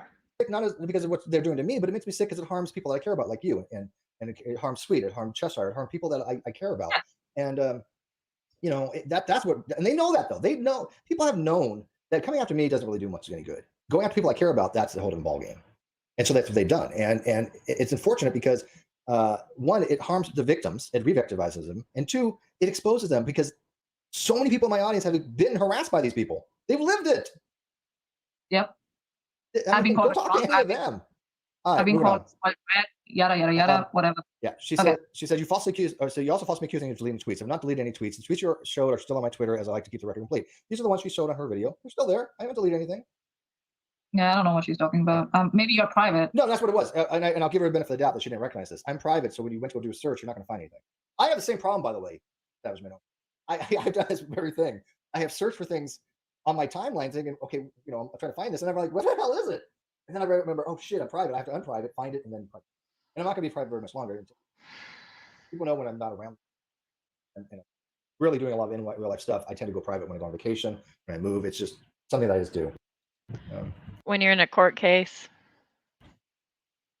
Yeah, she says she's brand new to Twitter, and that sounds like the case. Yeah, and I get that, right? But ask honest questions, get honest answers. It's simple. But if you come at me sideways, yeah, it doesn't work. Now, I don't think Savage came at me. That's another bingo card. Come at me sideways. Put that on bingo. Too sideways. I mean, again, I think there's some misunderstandings. I'm willing to look past all that stuff. And I'm applying the principles of charity on Mondays with Cheshire. Now, because she has been very busy with real life stuff, I have been busy with real life stuff. We've had to postpone a few times. But we love that show. I can tell you right now, Cheshire and I enjoy doing Judgment Call. Our Pa, who has... I like Ren. He's made a great video, by the way. But Exile one day was just like all cool with him. The next day she's like, "Oh, I'm going to call the police on you and file a report, and the FBI's after you." And she's insane. Yeah. Exile is not insane, and Crenshaw is a endless person. Like, he doesn't stop. Of course, you, Mr. Sirius, who they mocked his disabilities. They're able. I didn't know Sirius had a disability, but Sirius seemed to be actually a cool guy. I don't know what's up with him. With him, they've made up shit about him that wasn't fucking true about his disabilities. None of which they ever care to correct, because they don't care about correction. These people are not interested in facts. They're interested in what they can lie to people about to get people to believe. That's their whole agenda. That's their bigger agenda for years. I love how, like, if one person does something, it's like everybody. It's fascinating. Emotional reaction. Right. They really don't care about reaction. Yeah, they don't care about the victims at all. Nope. All they care about is getting that visceral emotional reaction from people, so they can use that to attack Steve. That's all. And they will use any means to do that. That's not true, Manya. They're beyond dishonest. All right, so here's where we're at. And then, like I said, I'll invite her on Skype. If you have GIF Skype, Savage, I said, one, I'm not happy that you show private messages. Since, again, I do not show them, which is why people trust me. Okay. I left your comment in your video. Yeah. Okay, I'm going to go enter Savage Minnow. So let's get more interesting here. The Skype symbol, sorry. So, hey, Manya, so observation, Savage Minnow has the obligatory little ears, and like whenever I see that, I automatically assume, and it could be wrong, but I automatically assume that they're LGBTQ, like a Twitch streamer, because like that's like this running thing there. So like I'm guessing she also hails from Twitch a lot, but I haven't checked out her Twitch channel. What I'm gonna do is I'm gonna send you the link to Twitter, to the Twitter, and then. I left my coffee in the other room. I just saw that this was up, and I sat down like an hour. Go get it. I'm getting her in here. But I have my coffee here. But go on Unicorn. What I want you to do is you're probably gonna have to mute yourself in Skype, and then join the link I just gave you. That way, there's not an echo. Okay. Yeah, just realized she's rather confused with what's going on. Okay. She's like, "Is everything okay?" I see in your chat. Sorry, I can't do like the chat and the actual talkie at the same time. But yeah. Yeah, a lot of people trusted Kyle. Is that Smitty? A lot of people did. And I feel like I had like. I want to point out a lot of people did not, and I'm going to point out obvious people who did not trust Kyle. People like Dragnot, people like Hogtie, people like Fiona Robertson. Fiona Robertson called him a scumbag, and I watched that in person. In a Discord, she said, "You're a fucking scumbag." She didn't say fucking. I said fucking. But the way that she said it makes me want to say fucking, because she was so adamant. So like, there are lots of people that do not trust Kyle. So again, I'm saying like there are some people that were like, yeah, like, I gotta say, like, he's got some charisma, he's got talent, he cares about some of the issues that I care about, like LGBTQ issues. He cares about like prison reform. And so that can be quite charming. But there are some people that are very distrusting and we're very upfront. And so I want to point that out because there's this strange narrative. And I think maybe it's confused because there are some folks that are like have hosted with Kyle, and there's some folks that have interviewed Kyle or put Kyle statements out. But there are a lot of people that have also outwardly shown, I don't trust you. I don't trust Steve. I don't trust Kyle and stuff. And I'm mentioning that not to excuse myself because I've sort of been this, well, Kyle does the work. And so in that way, you could accuse me of, oh, I'm supporting Kyle. But like I'm mentioning that because like when I look at somebody like Dragnut, he's been adamant about not supporting him. Like he's been adamant about like, this is some bullshit. And so like, don't paint everybody with the same color. It's not fair. It's not fair to paint everybody with the same brush. Everybody has different views on this. Maybe sense a little bit more hostility from them, like when I first like joined the chat, and I feel like maybe they start. I think that's one of your mods, right? Yeah, well, Smitty? Spitty's my I guess the demon on my shoulder. He actually, I keep him around because he does give me pushback. You know, we like used to call those stream goblins. Stream goblin. Yeah, exactly. Yes. And Twitch. And he talks about pushback, and Smitty's kind of funny because he does point out Steve trusted Kyle. Yeah, he did, even when people told him not to. then and the Chesh like kind of I didn't know her at the time that we started using that term, but she calls it so something in she's D&D, like a certified stream goblin. Yeah, but she calls him something in D&D called a chaos. Was it like a chaos goblin or something like that? It's a person who goes around and kills all the NPC quest givers and everything like that to fuck with the DM. That's Smitty. Okay. If Cheshire's a goblin, because he's talking about like how she's like the agent of chaos and the goblin, and she's killing all the quest givers. Has anybody ever thought, like, what if in this analogy, Steve's the DM and he's trying to tell the story and whatever of the dungeon, and Chess is trying to kill the quest giver? So anybody that's like Switzerland's, like, I don't know, sock account, she's just gonna be like, bye bye now. Like, I don't know. Yeah, that's kind of interesting. Yeah, I don't know the name she uses. You have to ask her, but yeah. But when it comes to Kyle, look, we all trusted Kyle. I trusted Kyle initially. I knew that he was a felon. I knew that he had been convicted, but I was willing to look past it, just like it was other people. And that's totally like I said. And I was willing to do a handshake agreement and be like, you hold the money, and I won't look at the books.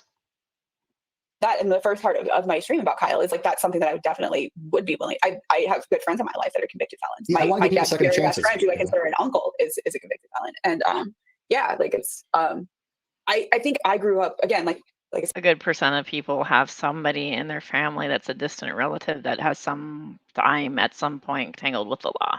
Okay, most people at some point have somebody related to them. 6 degrees, right? My dad's best friend. I grew up kind of with that idea of like you look at the content of a person's character, Well, he has not. Kyle, look, Kyle had everything. Kyle was getting popularity. He was good at faking it, though. He was good at faking it because he's a sociopath. Sociopaths. And we all learned that. Yeah, but look, he was associating with. Look, all the people he was associating with. None of them bothered asking for evidence. None of them.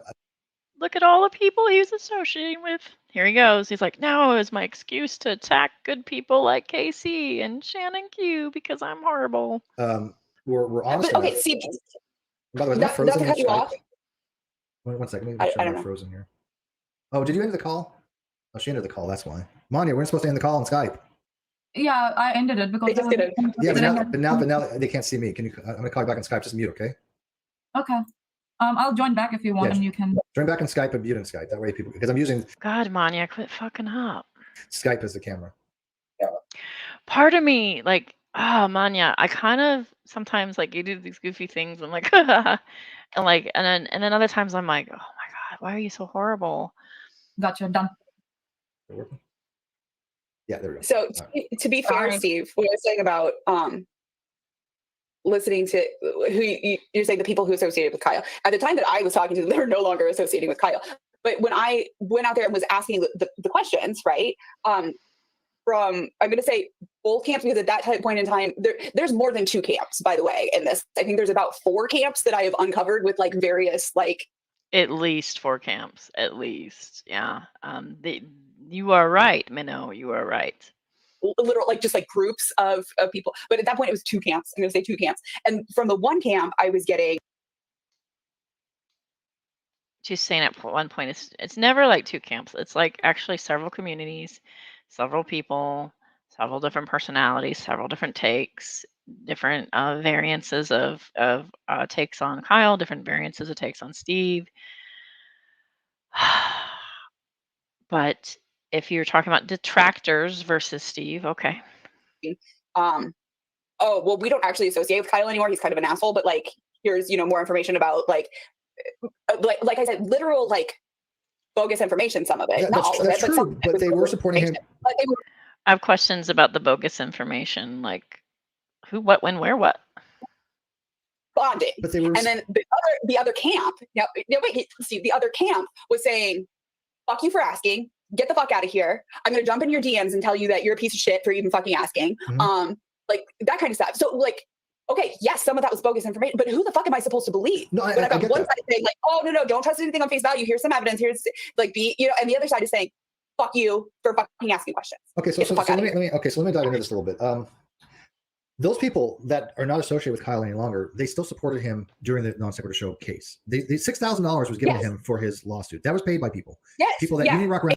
There were people that did contribute to that, and the person that set up that GoFundMe was Kyle.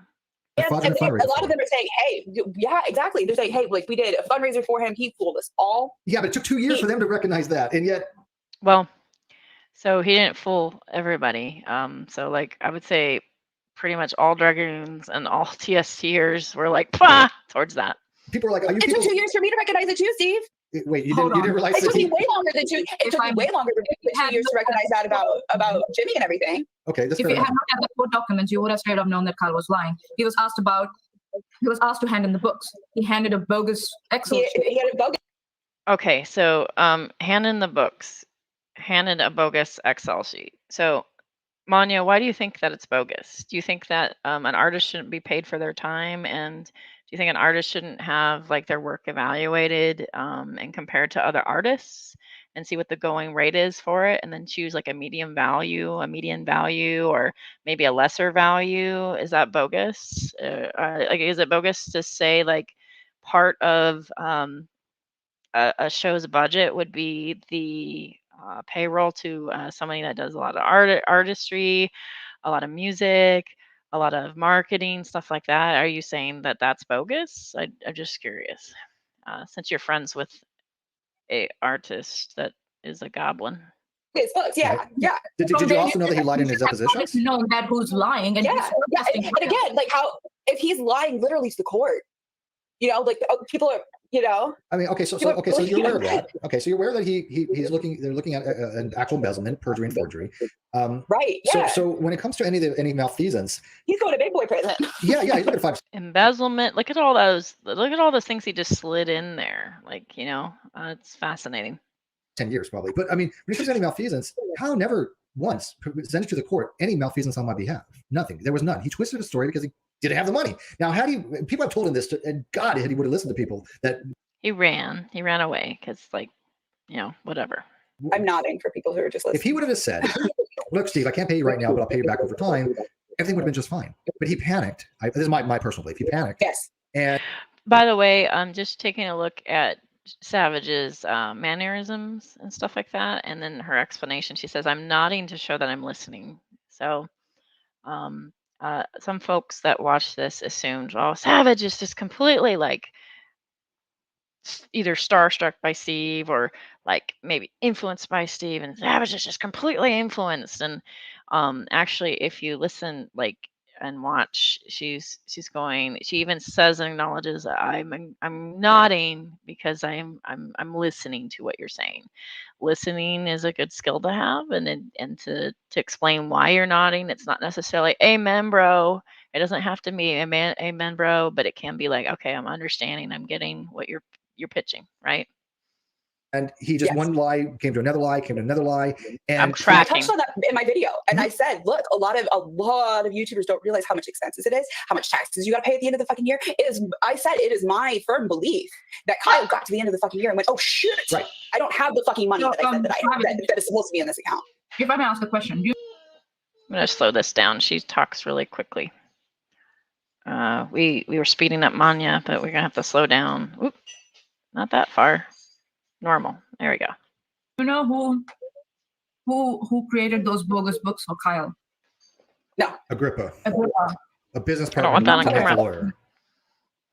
And he's a made lawyer and exiled. Another, I believe well, that. hang on one second. I believe that because of other Wait, what? stuff that I've. Sorry, I got handed something. And exiled. What? Wait, what? Okay, hang on. Let me go back. I'm going back. Okay. Look, Steve, I can't pay you right now, but I'll pay you back over time. Everything would have been just fine. But he panicked. This is my personal belief. He panicked. Yes. He panicked because you had a millionaire saber rattling. And he just Yes. one lie came to another lie, came to another Plus, I mean, yeah, he might just be, untrustworthy. lie. And I touched on that in my video, and I said, look, a lot of YouTubers don't realize how much expenses it is, how much taxes you got to pay at the end of the fucking year. I said it is my firm belief that Kyle got to the end of the fucking year and went, oh shit, right. I don't have the fucking money So, that I said that is supposed to be in this account. If I may ask a question, do you know who created those bogus books? That reminds me of Brother Mario. So do you guys know Brother Mario? Do you guys know the story of Brother Mario? So Brother Mario would get on streams, and he was a Christian YouTuber, and he was kind of young, fairly good-looking guy. I mean, as YouTube streamers go, I guess. I don't know. And he would just get on, and he would sing like worship songs or talk about, struggling with sin or whatever. And he was sort of like, he had sort of a charismatic following to some degree, and he was younger, and then he would just like play, like sometimes he'd just play on stream and he'd be like, Lord, I'm amazed by you, and just kind of sing along, and people are like, oh yeah, hands on the chat. And then he would be like, oh, this is copyrighted, and he'd take it down or whatever, but like, just give it to my Patreon. And they're like, yeah, and they'd like throw money. Thank you, Brother Mario, support the channel. And Brother Mario was making big bucks, and such big bucks that he said, like, I think he said he had scored like $1 million in a year, like, and he had never made that kind of money or seen that money in his life. So he, I guess, fucked off taxes and decided to spend the money on hookers and blow. And as you do when you're a YouTube evangelist. And then, another Christian said, hey, Brother Mario, I'm calling you out. And then like one of the spurned lovers or whatever, they're like, I'm calling you out. And there was like a big outing, and they're like, oh, and then Brother Mario's like, ah. And then he goes and he starts crying. I just was so tempted, and Satan got a hold of me because of the money. I never had this money. And they're like, it's okay, Brother Mario, we forgive you. And other people are like, no, Brother Mario, you're gay, and we hate gays because we're horrible people, and whatever. And it was just what a mess. What a horrible mess. And I was thinking about it because Brother Mario saw all this money and raked it all in, and then went, oh shit, I have to pay taxes. And it is one of those things where you kind of have to kind of, keep in mind that, if you're going to get the money, Uncle Sam's going to want it. So Kyle. No. Agrippa, Agrippa. a business partner No, to Nate the lawyer. And he's a made lawyer and exiled. Another, believe well, that. hang on one second. So the question is, who did the books for Kyle? Agrippa, Nate the lawyer, and exiled. Okay. I want to know how exiled is doing all this stuff. Tata Jedi says, exiled stole my pancakes. Exiled, I love to death. Exiled is clever. Exiled is creative. Exiled's kind of sleuthy. and she's got a great voice, and I love doing streams with Exiled, but at the same time, Exiled,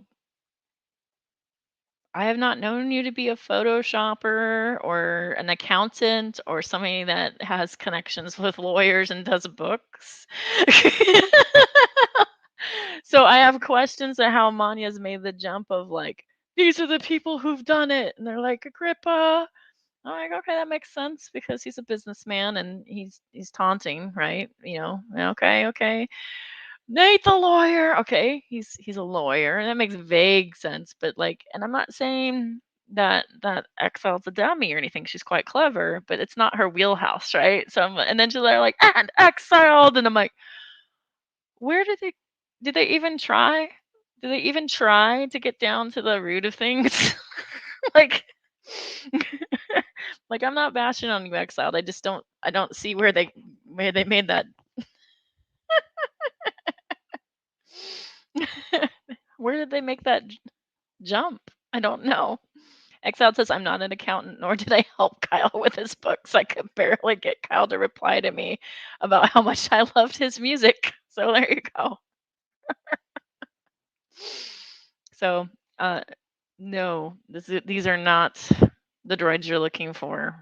Just kidding. Like, no, we don't need to brainwash you. Like, really, Manya, you're wrong, and it's hilarious. I think that's hilarious. And so, that is an unfortunate screenshot for Savage Minnow. So I apologize. I didn't mean to stop right there like that. This is kind of how it happened. I promise. I'm not evil.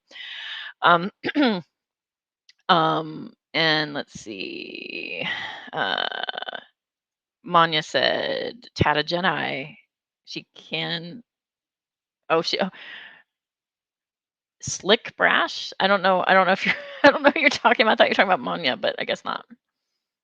Okay. Oh yeah. Steve was streaming private messages because he never does that. He never does that ever. The most ethical people ever. Yep. Mhm. I believe that because of other stuff that I've heard about. Agrippa has had what a dozen. Sorry, in my brain it's always been written. I've never heard it. I've always done. Oh, like he's admitted the Greek. to it. This is not contested. He's actually admitted. He's proud of it. He's actually. So let's say that it is Agrippa or somebody. Like, are you trying to say that like somebody who's business minded can't tell somebody, hey, you need to like actually put together a portfolio and you have to put together books and a spreadsheet of expenses and stuff like that and where things went? Are you saying that's wrong? I'm just curious. I don't know what. There's this weird assumption. So like the one document that's questionable is actually where he lived, is what I'm understanding. Out of everything that I've watched, everything that I've reviewed, it's something that Kyle did on his own, and it's about if he lived with Ben or not. Everything else is like Steve taking finger paint and smearing it and obscuring it and mushing it all together. And I have to say he's learned that quite well. I don't think that's something that I remember him being able to do quite so well in the early days, but he's learned that technique from AT2 Productions, who's excellent at that. So when I say, hey, I have this recording of Red's rhetoric when we're in this argument in San Francisco, AT2 Productions has run around and said, where's that recording of me? You said you have a recorder of me. Show it. See, she doesn't have a recorder of me. She's just bullshitting. It's intentional. It's meant to confuse you. And it's meant to run around and cause confusion. So like Burger King. There's no Burger King in jail and their little hashtag of there's no BK in jail hashtag. That's meant to conflate a story that Resurrected told about a Burger King incident. And it's meant to conflate it and hide it. It's what they do. They've made it an art form. He's actually I've proud got of it. the voice message that I've got the recording where he admits it, and he admits Okay. it was to confuse the courts. Yeah, It he was actually to- says something. Here's the thing. I don't think that's what he said. I don't think it was to confuse the courts.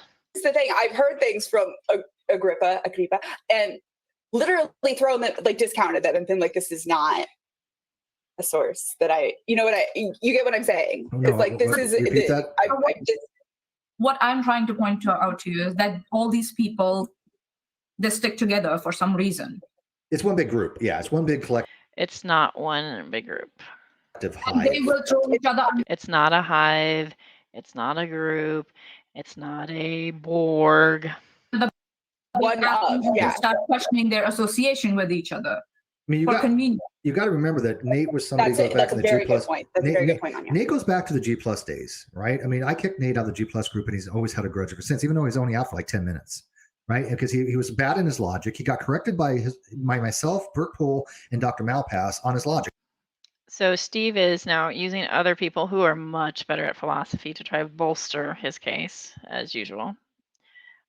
Which, by the way, I don't know if they'd appreciate that. Because logic was flawed. It was fucked. He finally admitted that he was wrong on that. But then then people said, hey, no, we still want you to argue with Steve and fight, to quote, to the death. I have these conversations. I made them public. That I want you to fight Steve to the death, even though he wasn't interested in making videos about agnosticism or atheism any longer. But he continued to do so because those. I don't know this whole fight Steve to the death thing that he's talking about, but Nate has this way of casually speaking when like it's in DMs or in voice chat. I have a feeling this is a private conversation of like, hey man, some people want us to fight to the death, but I don't want to, or whatever.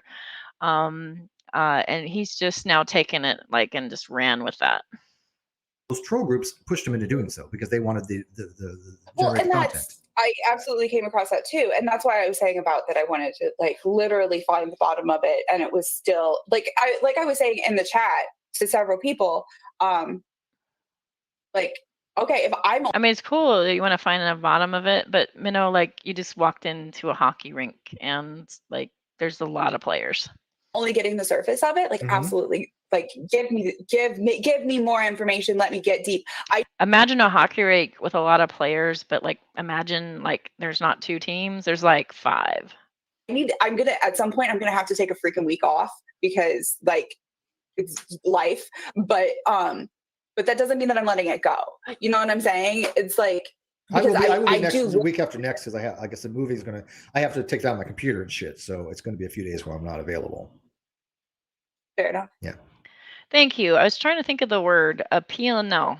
That's what he was urged to create. Get yourself a P&L and put your work together, and so that you can show something, right? P&L. Thank you. Something that Steve, although I think worked in retail management in a couple places, doesn't seem to understand. Funny. And yet he might explain why he doesn't work there anymore. I don't know. But no, but yeah, I mean, like I said, send me the links. Send me well, Cheshire can do all that. I don't have the wherewithal to send a link, but Cheshire, Manya, Reds, any of the women. But yeah, no, I get your position. Other people have been in your position.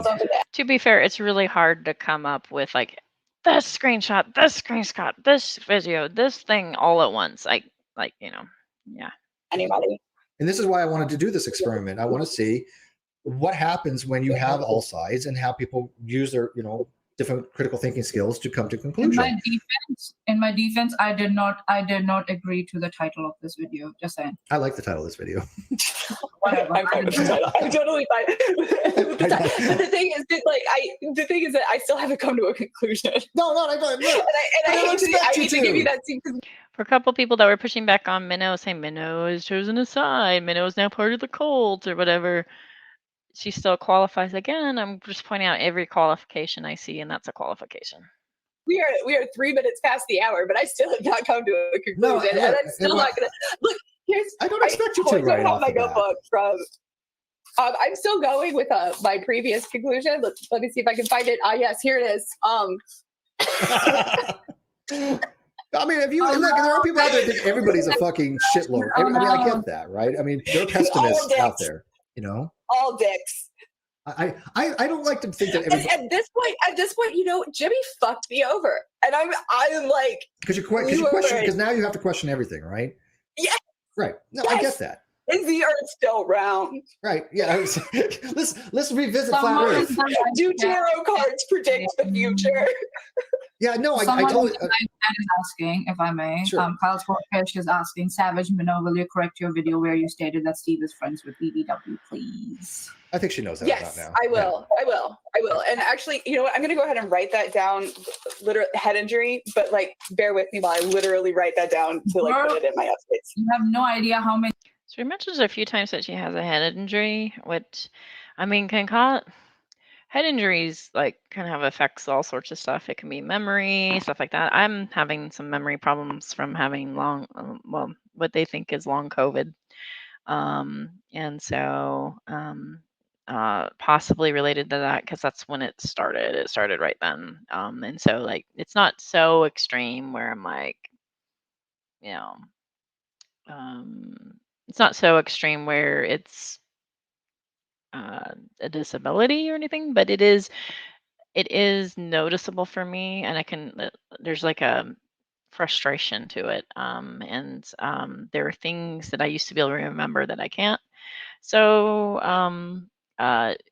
it's one of those things where it's fair to say, hey, I've got this little hiccup, this little glitch going on, and I'm gonna write this down and check it out later or whatever, and that's cool. Many diaries I've filled up with notes. Nothing wrong with note taking. No, and look, I don't expect people to come to conclusions right off the bat. I always tell. I don't see a removed comment, Hans. I was taking a look what you said, and I was just kind of scrolling through, and I don't see it. So I don't know. People just be objective and look at things. That's all I'm ever asked, because you think, look, the people that are in my audience, you don't think they came to their conclusions without looking at evidence and asking questions and experiencing what they've experienced? Some of them, yes. Yeah, some of them. Well, some of them are just dicks like Smitty. Yeah, Smitty's a dick, but he's not a dishonest dick, and that's the difference.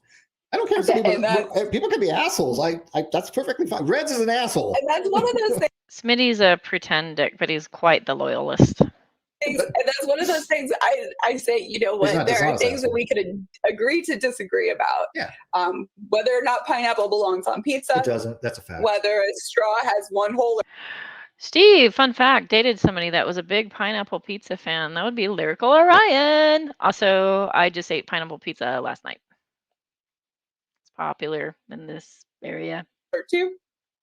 We can disagree. We can disagree on other things too, so long as it's not like literally like a matter of life and death. I think that there are some things that like literally there's a bar where you can't like agree to disagree. Mm-hmm. Well, I mean, okay. I don't think that we've come to one of those. Well, my standards are I don't think that we've come to one of those. That's what I'm saying. I've decided like I'll never have a Holocaust denier on. Right? That's just my personal Good. thing, I like that. Right? Well, I'm glad that you have some standards, Steve. I mean, because I appreciate that. I'm Jewish, I mean, I will take all the villains. So like people that are victims or whatever. I'm gonna have a rapist on, but I will not have a Holocaust denier on. Because I will have that other person on because I'm not a victim. Even though the closest people in my life are. But I will not have a Holocaust denial on because for some reason that particularly bugs me because I'm Jewish. Okay, Steve.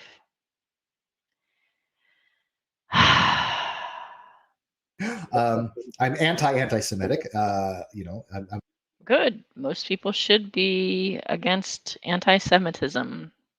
A bad cultural issue, but anti. Also, with the name McRae, that does surprise. But my mom's Jewish, which makes maternal heritage. Yeah, so exactly. Steve's also ex-Mormon, so super Jewish. Exactly. I know what a keppel is.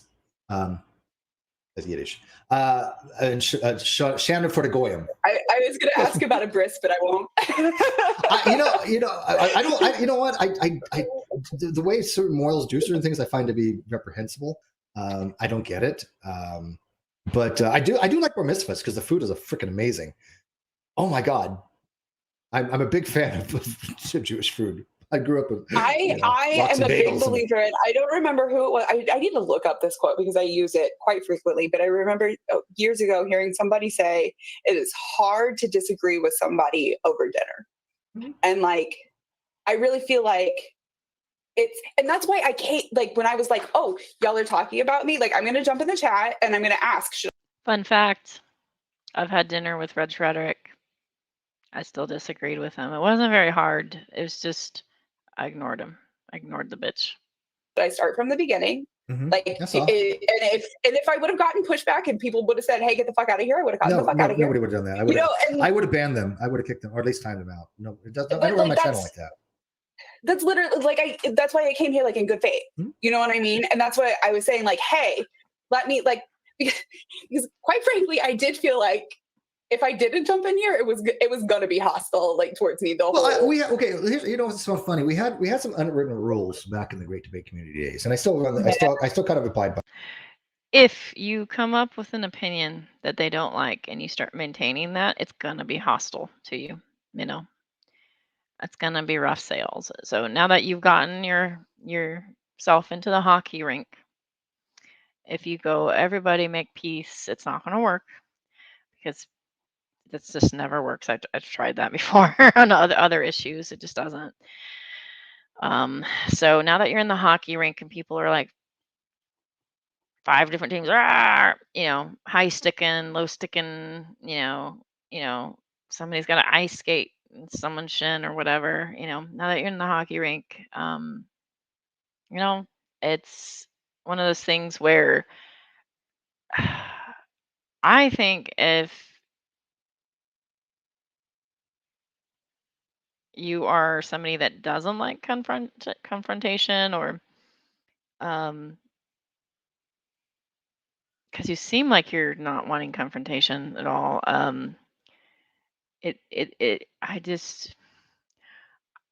I would warn you that if you opt not to side with Steve-O there, there's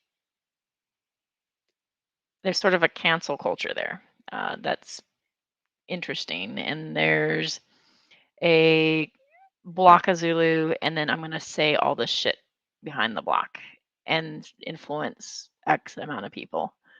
And that's kind of the risk that happened when you got into the thing. I hope that doesn't happen to you. I hope you come up with like really good answers to your inquiries that are truthful. But I would say that there is a culture over there that's pretty aggressive, and there's some production there. By them, even though they're not codified. But 2 rules that I made up that I tend to try to live by is this. 1, you can recuse yourself from any topic at any time for any reason. Okay, and if you're done with the discussion, you don't want to continue with the discussion, you can leave. No questions asked. I don't give a fuck. Right? In action, he didn't always put that in there. I think I appreciate that. Yeah. So that's that. I mean, did that happen with KJP, Steve? Was she able to remove herself from the topic? That's something that we codified a long time ago, and even though it's defunct now, I still kind of go by that. If I don't want to have a discussion with somebody, I don't want to have a discussion with you. I'm done, and I leave. That's it. And I want to give the same respect to anybody else. And the other thing was that what was it? Now I've got this. Go Mighty Ducks. We codified it in the Great Debate Community. What were we just talking about? I know what it was. If you're talking about something in a video and they're not, like somebody who's actually caused harm to people, like trolls, they have a right to come in and defend themselves. That's always been something in the Great Debate community that we've had. Did you give that right to Sokka? Did you give that right to Simos? Did you give that right to Maudi? You said that he tried to steal, a community, which was not true.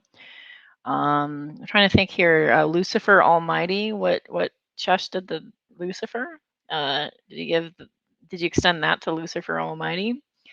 Did you extend that to Trash Panda? Did you extend that to Dr. Misha Griffith at the start? Maybe actually, handled things instead of being slanderous and horrible to her. Nate, Dragnaut, Scientist Sam, Tyler Durden. Tyler Durden's pretty fucking fair.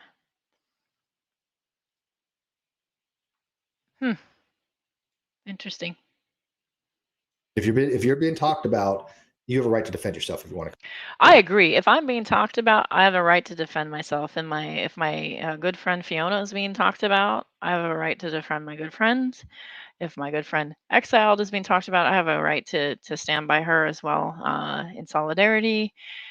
Because you guys like to say horrible things and say, I'm done, block, say slanderous, horrible things. Come in, and I've always allowed for that. I feel like that up until a point, like you were saying about like Holocaust deniers. Yeah, and they don't get any airtime, period. Yeah. Holocaust deniers are pretty bad, Steve, but actually I have more problems with David Earl Ward. but like, you get what I'm saying is like, for me, I think maybe we had a different line at a different point, but also we have like a different line elsewhere on, and that's okay. That's okay, is what I'm saying. The At thing the end about of this is, what people Go keep ahead. forgetting about, especially about, this is the last time I'm going to talk about this because I'm sick of this. Thing about EDW was he was on Steve's show for police accounting. That's all he was And there one for. time, it wasn't like a regular guest. to me, it doesn't matter. To me, it doesn't matter. I'm sorry. So for Minnow, it's about the platforming in the first place. I do want to clarify and make it clear that that was not the argument of Fiona in that video. It was not about the platforming. It was about how it was handled afterwards and excuses made. For me, I'm a little more of both. Like it's both. Like it's why are you dragging in somebody that's so problematic, that is so disturbing, and saying, here, let's bring this person as an expert. Could you not find a better expert? Seriously? Did you have to bring in somebody that's so disturbing? And then say, oh, I had a conversation. He treated me well. He's a good guy. Coach Brown would never do such a thing like that. Coach Brown's one of our bros. He took us out for pizza. He let me take a sip of his beer. Have you seen how many subs EDW has?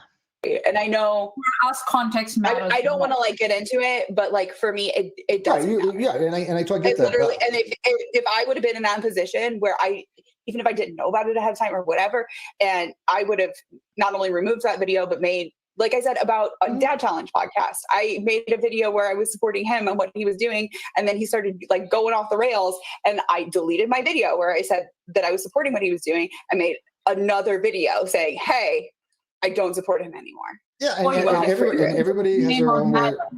That's fine. That's you. Yeah, The thing is that why you don't mention, and to me that's it. To me that's integrity. And your channel is your channel. But that's to me, that was my standard. Also, we have given you our reasons. Also, one, we want to cater to the victims, not to the virtue signalers. Yeah, that's all it is. But to me that doesn't make sense because you keep bringing it up in this. Well, let me see what I'm saying? Yeah, let me wrap a bow on that real quick. Right, hang on. Let me Savage being smart. She's pushing back, but she's pushing back, and she's pushing back on, especially Manya, saying that it's not making sense. But she's pushing back, clause retracted. She's being clever there. It's clause retracted, and she's pushing back, and she's offering pushing back, but it's personable. She's being friendly. She's being respectful. Clause retracted. Let me wrap a bow on this real quick, because here's where it is left off. I've established myself as somebody who will now don't give a flying fuck what anybody thinks. Have on who I want on at any time for whatever reason my channel. That's established. Whether people agree with it or not, that's fine. I don't have to. They don't have to watch. They don't have to be a member. They don't have to subscribe. They don't have to do anything.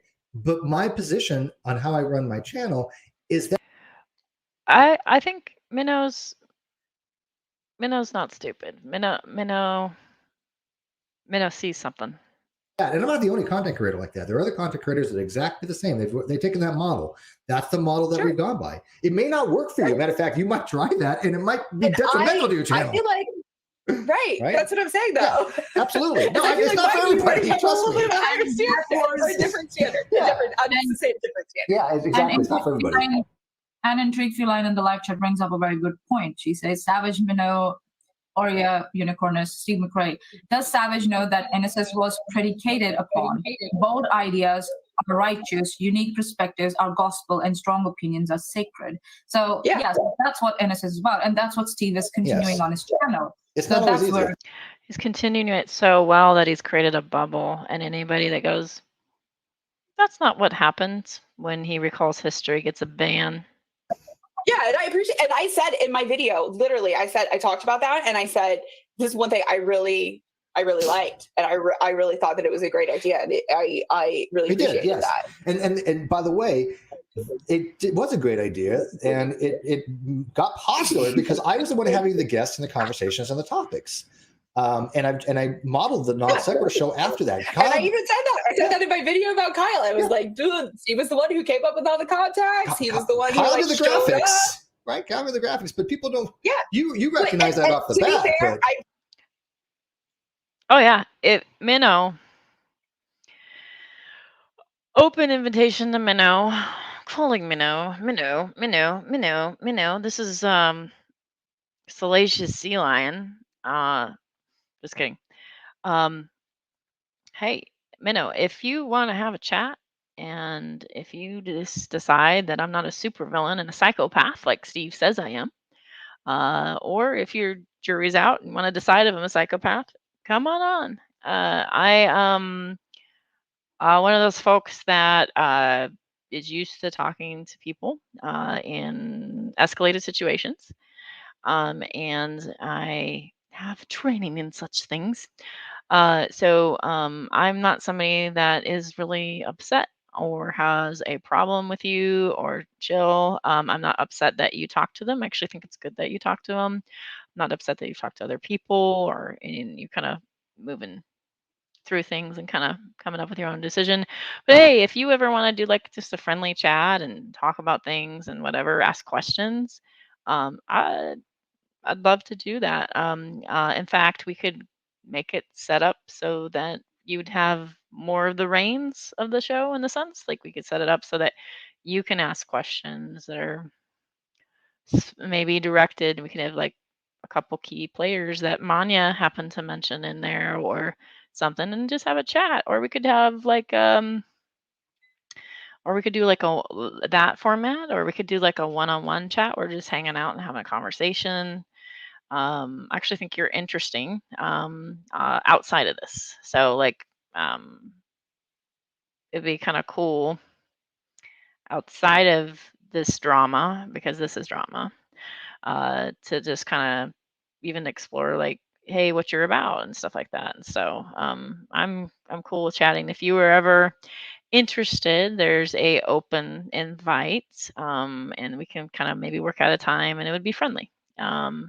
And I feel like you can come up with your own conclusions, and I wouldn't urge you to not talk to anybody or anything like that or insistent. I am probably really good at conversation and kicking it and having conversations.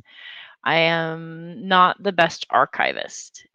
So with that, I do rely on other people for that because I am a scatterbrain for those things. And so I'm like, here's the thing. I can like screenshot or whatever. But if you're saying on this date, I want that thing where Steve said the thing. Sometimes I have to be like, okay, I can dig that up for you, but I'm going to need time. And usually I have to tap into somebody that's more organized than me.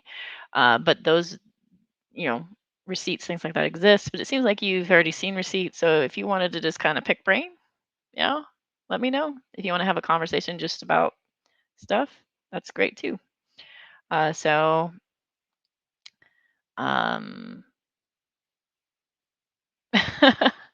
to be fair, I have a villainous feel in the background. I mean, I can change my backgrounds. What happened to my camera thing? I think I messed it up actually. Hang on. I messed it up. 1 second.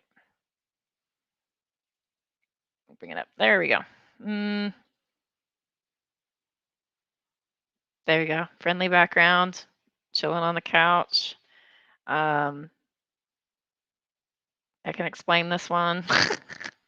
Nerdy backgrounds. All the walls actually stretching backgrounds. Hey. So anyway, I'm just being silly right now. I think I'm tired. I got a towel real quick. Yeah. Okay. I see Simus. Yeah. Anytime. Like if you guys want to join in, people like Exiled or one-on-one, yeah, just let me know. It's cool. I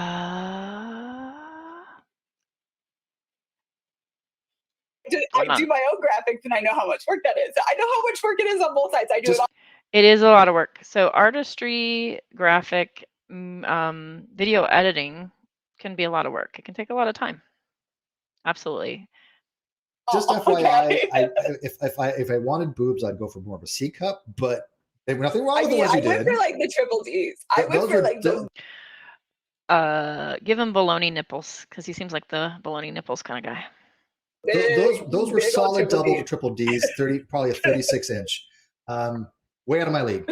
I was like, I'll go big. I'll go big. You go big or go home, I guess. Again, I wasn't offended by it. I was just whatever. But well, good. I felt like from your response that you were offended by that. No. I want to make it very clear that I wasn't.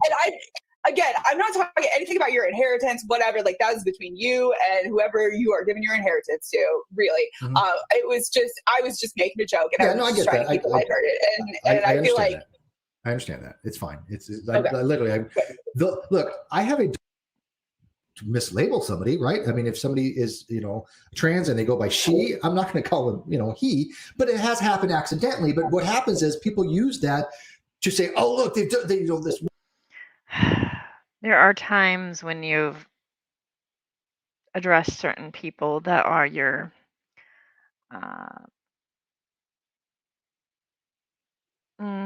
detractors.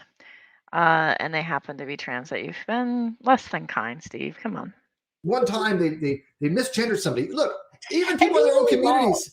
I have a very dear friend of mine, and you would love her stuff probably. Her name is Brittany Simon, and she was on the Non Sequitur show, and she used to be a hardcore feminist. She's moved away from that, but she's very much into this, lifestyle, gender studies, and BDSM. And she's one of the greatest humans I've ever met. Her and Cresty Santiago, two just wonderful human beings. But she and I have had these conversations where she's telling me about things that I was never into that world. And so I didn't know anything about these terms and things of that nature. But even she tells me that in that culture, in that communities, they will accidentally make mistakes all the time. And that they really don't like when people make hay about it because they recognize mistakes are made. It's the ones that say, look, I didn't mean it. I'll start using this one. That happens. But when people just sit there and go, I don't know if I completely agree with Steve's statements here. So I appreciate it when trans folks in the trans community are really patient if a misgendering happens and then there's a correction that's made and it's by accident or there's a weird stumbling or whatever. I appreciate it when people give grace on that. Absolutely. I also could understand how maybe if you're suffering with dysphoria and you're working, with that, like that can be upsetting. So like, I don't think I'm allowed to say that you're not allowed to be upset if that was to happen. But I do appreciate people extending grace if there's a goof up or a mix up, and we can correct it and make it better. But I don't think it's something you can demand of people. You misgendered me. I'm going to go end my life. It's like, oh, stop. I can't take this. Yeah. Well, and I think that was when I first started talking about being non-binary, and I want to be completely fair. There's like a whole spectrum of like things that people are comfortable with and not comfortable with, and there are absolutely people who are not at all comfortable with any gendered pronouns, and they prefer only ungendered pronouns, and that's what they feel comfortable. Simos, when he misgendered somebody in the debate after being told not to, who was that, Simos? I've heard that, but I can't recall. My brain only can hold so much information, I guess. Comfortable with. It was one of the reasons why I did feel like I needed to speak out, not speak out, but like just talk about being a genderqueer person, was because I felt like there was this sort of like pushback against genderqueer people, specifically pointing out these people who really didn't like gendered pronouns, and like assuming that all genderqueer non-binary people were like, they really had an issue. Now, again, I don't want to invalidate. Oh, I think it was Brenda. Yes. And yes, because it was somebody that was philosophically more sound and stronger. And Steve against Brenda, he loses. That there are people who have an issue with that, and those, if you have somebody who in your life prefers a certain set of pronouns, absolutely respect those pronouns, and not doing so is a bitch move. But like I wanted to be clear that like there's like a whole spectrum of people who consider themselves non-binary. Oh, yeah, and absolutely. I spent my entire life getting coded as a woman and just fucking dealing with it until approaching my 30s, there became a word for it, and so I think that was, it's like thought of as like this trendy thing that's like, oh God, Minnow and I could have discussed like non-binary stuff all day, because like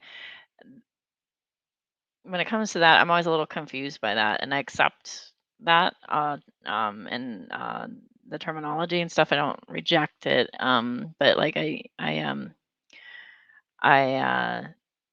always kind of curious about that. all these people are my wife, if she had not had social media in her life and not seen examples of wonderful people that were trans and that were coming out, and even kids now that are coming out, if she had not seen that and seen like society accepting that, she would have lived her entire life as a closeted trans woman. She would have lived her entire life coded as a man in the closet. Well, yeah, and that's probably historically that's kind of what happened. I mean, until modern times, where they've over time they developed certain terminologies that people are comfortable with, and the psychology is a hard field, But it's only been since we've been more comfortable about talking about these things, and like people making mistakes and evolving as people. And I'm glad that you brought that up, because I think there's some people that can be an ambassador for certain things, like so, and they can sort of be that bridgeway or that in-between person to talk about difficult subjects. I know that Be Not Be says like, hey, if you have questions about trans issues, like I want to be that person to say, hey, I can handle that. I'm not going to freak out. If you have any, honest, questions of like, hey, I don't understand this thing, or can you explain this? And for some folks, that can be triggering or upsetting, but like there are some folks that like are like, this is okay for me, and I want to be that ambassador or that bridgeway or that conversation to help people that don't understand or are questioning and want to understand better, and to kind of build understanding and stuff like that. I appreciate those people. Not everybody's built that way, and that's okay. But I do appreciate those people. Because it is about the discussion, and I have been people have tried to shut me down and other channels down that have tried to have these discussions, because there are people out there that don't want those discussions to be talked about, and those are the ones that are causing harm to the trans and queer and gay communities. Because, as you said, the reason why things have been changed is because people have had the discussions. But when you try to shut down discussions, you're not doing anybody any good. You're not helping anybody. Yes, I agree, and I think that if you are in a place and I'm just going to say this because there are people who are in a place where they cannot handle that discussion. Right. They cannot handle that discussion. Real. If you need to unsub from a channel, Absolutely. if you need to walk away from a community, There we go. She's adjusting that, like, there's some people that aren't okay with that, and you don't have to force them to be okay with that. That's cool. Okay. that is absolutely valid. Like, Absolutely. that does not make you less valid as a person, but that doesn't necessarily mean that those conversations need to stop. You're clapping.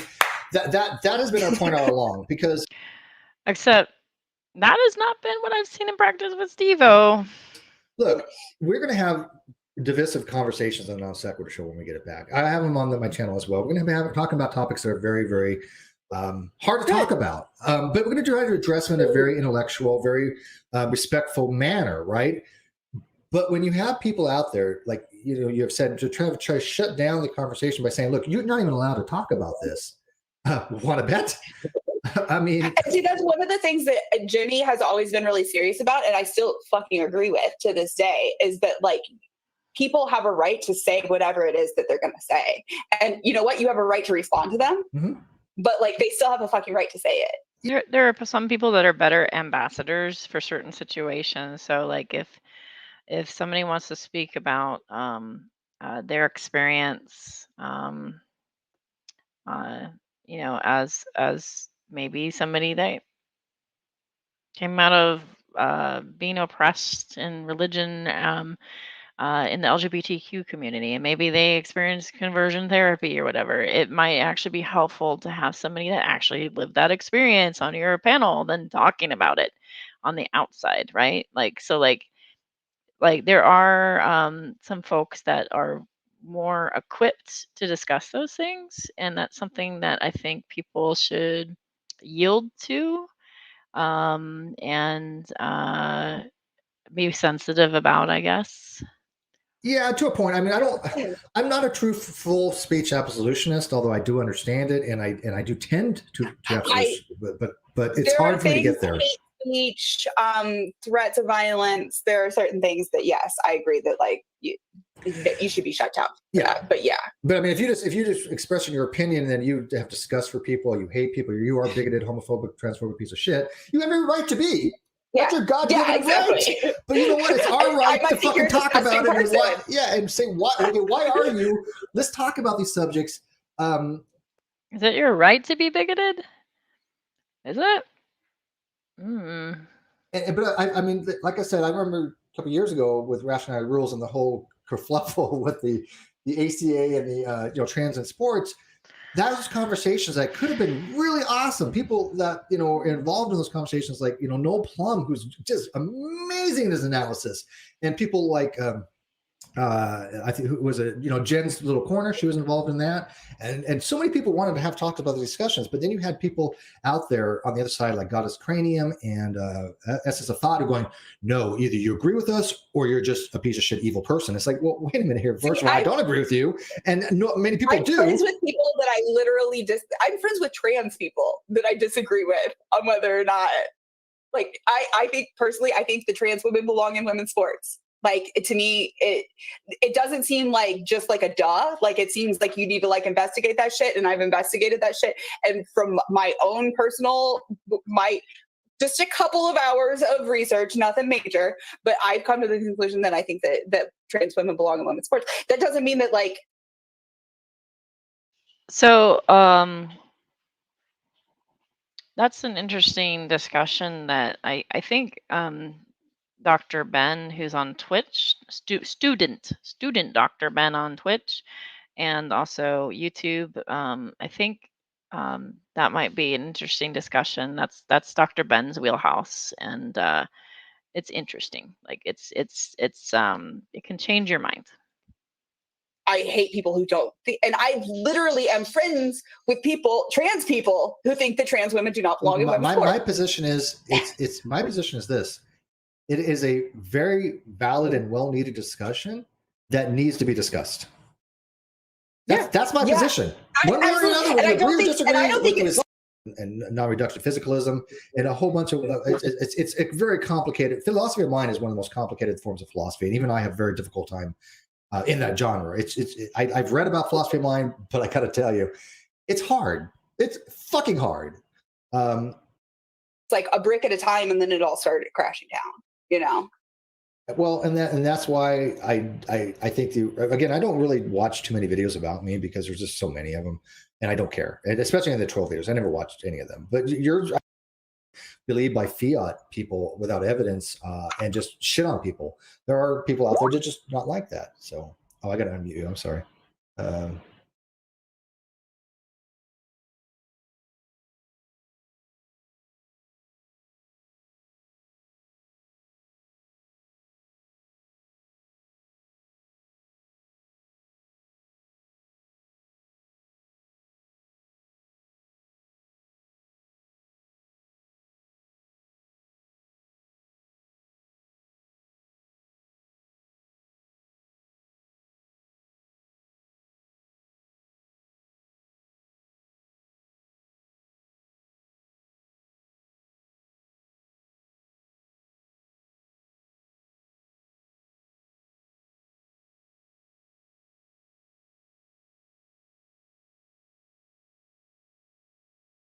Oh, I'm so sorry.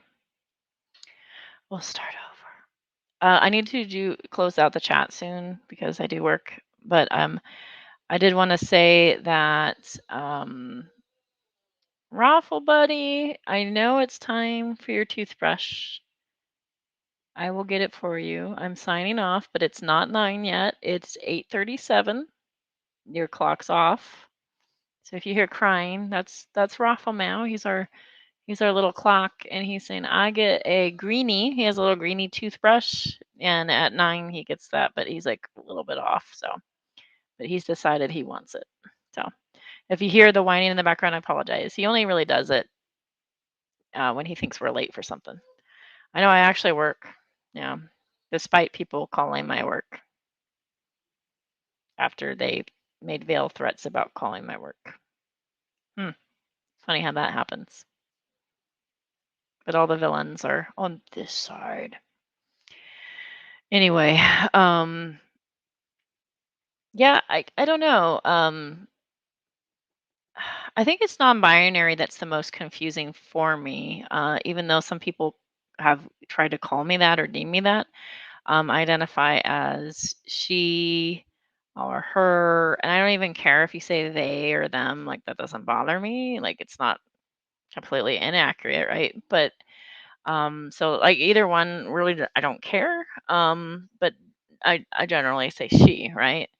Um, and so I don't know. I think somebody deemed me as androgynous, somebody that has, you know, mostly female, but can kind of swing either way. Other people are like, oh no, whatever. I don't know.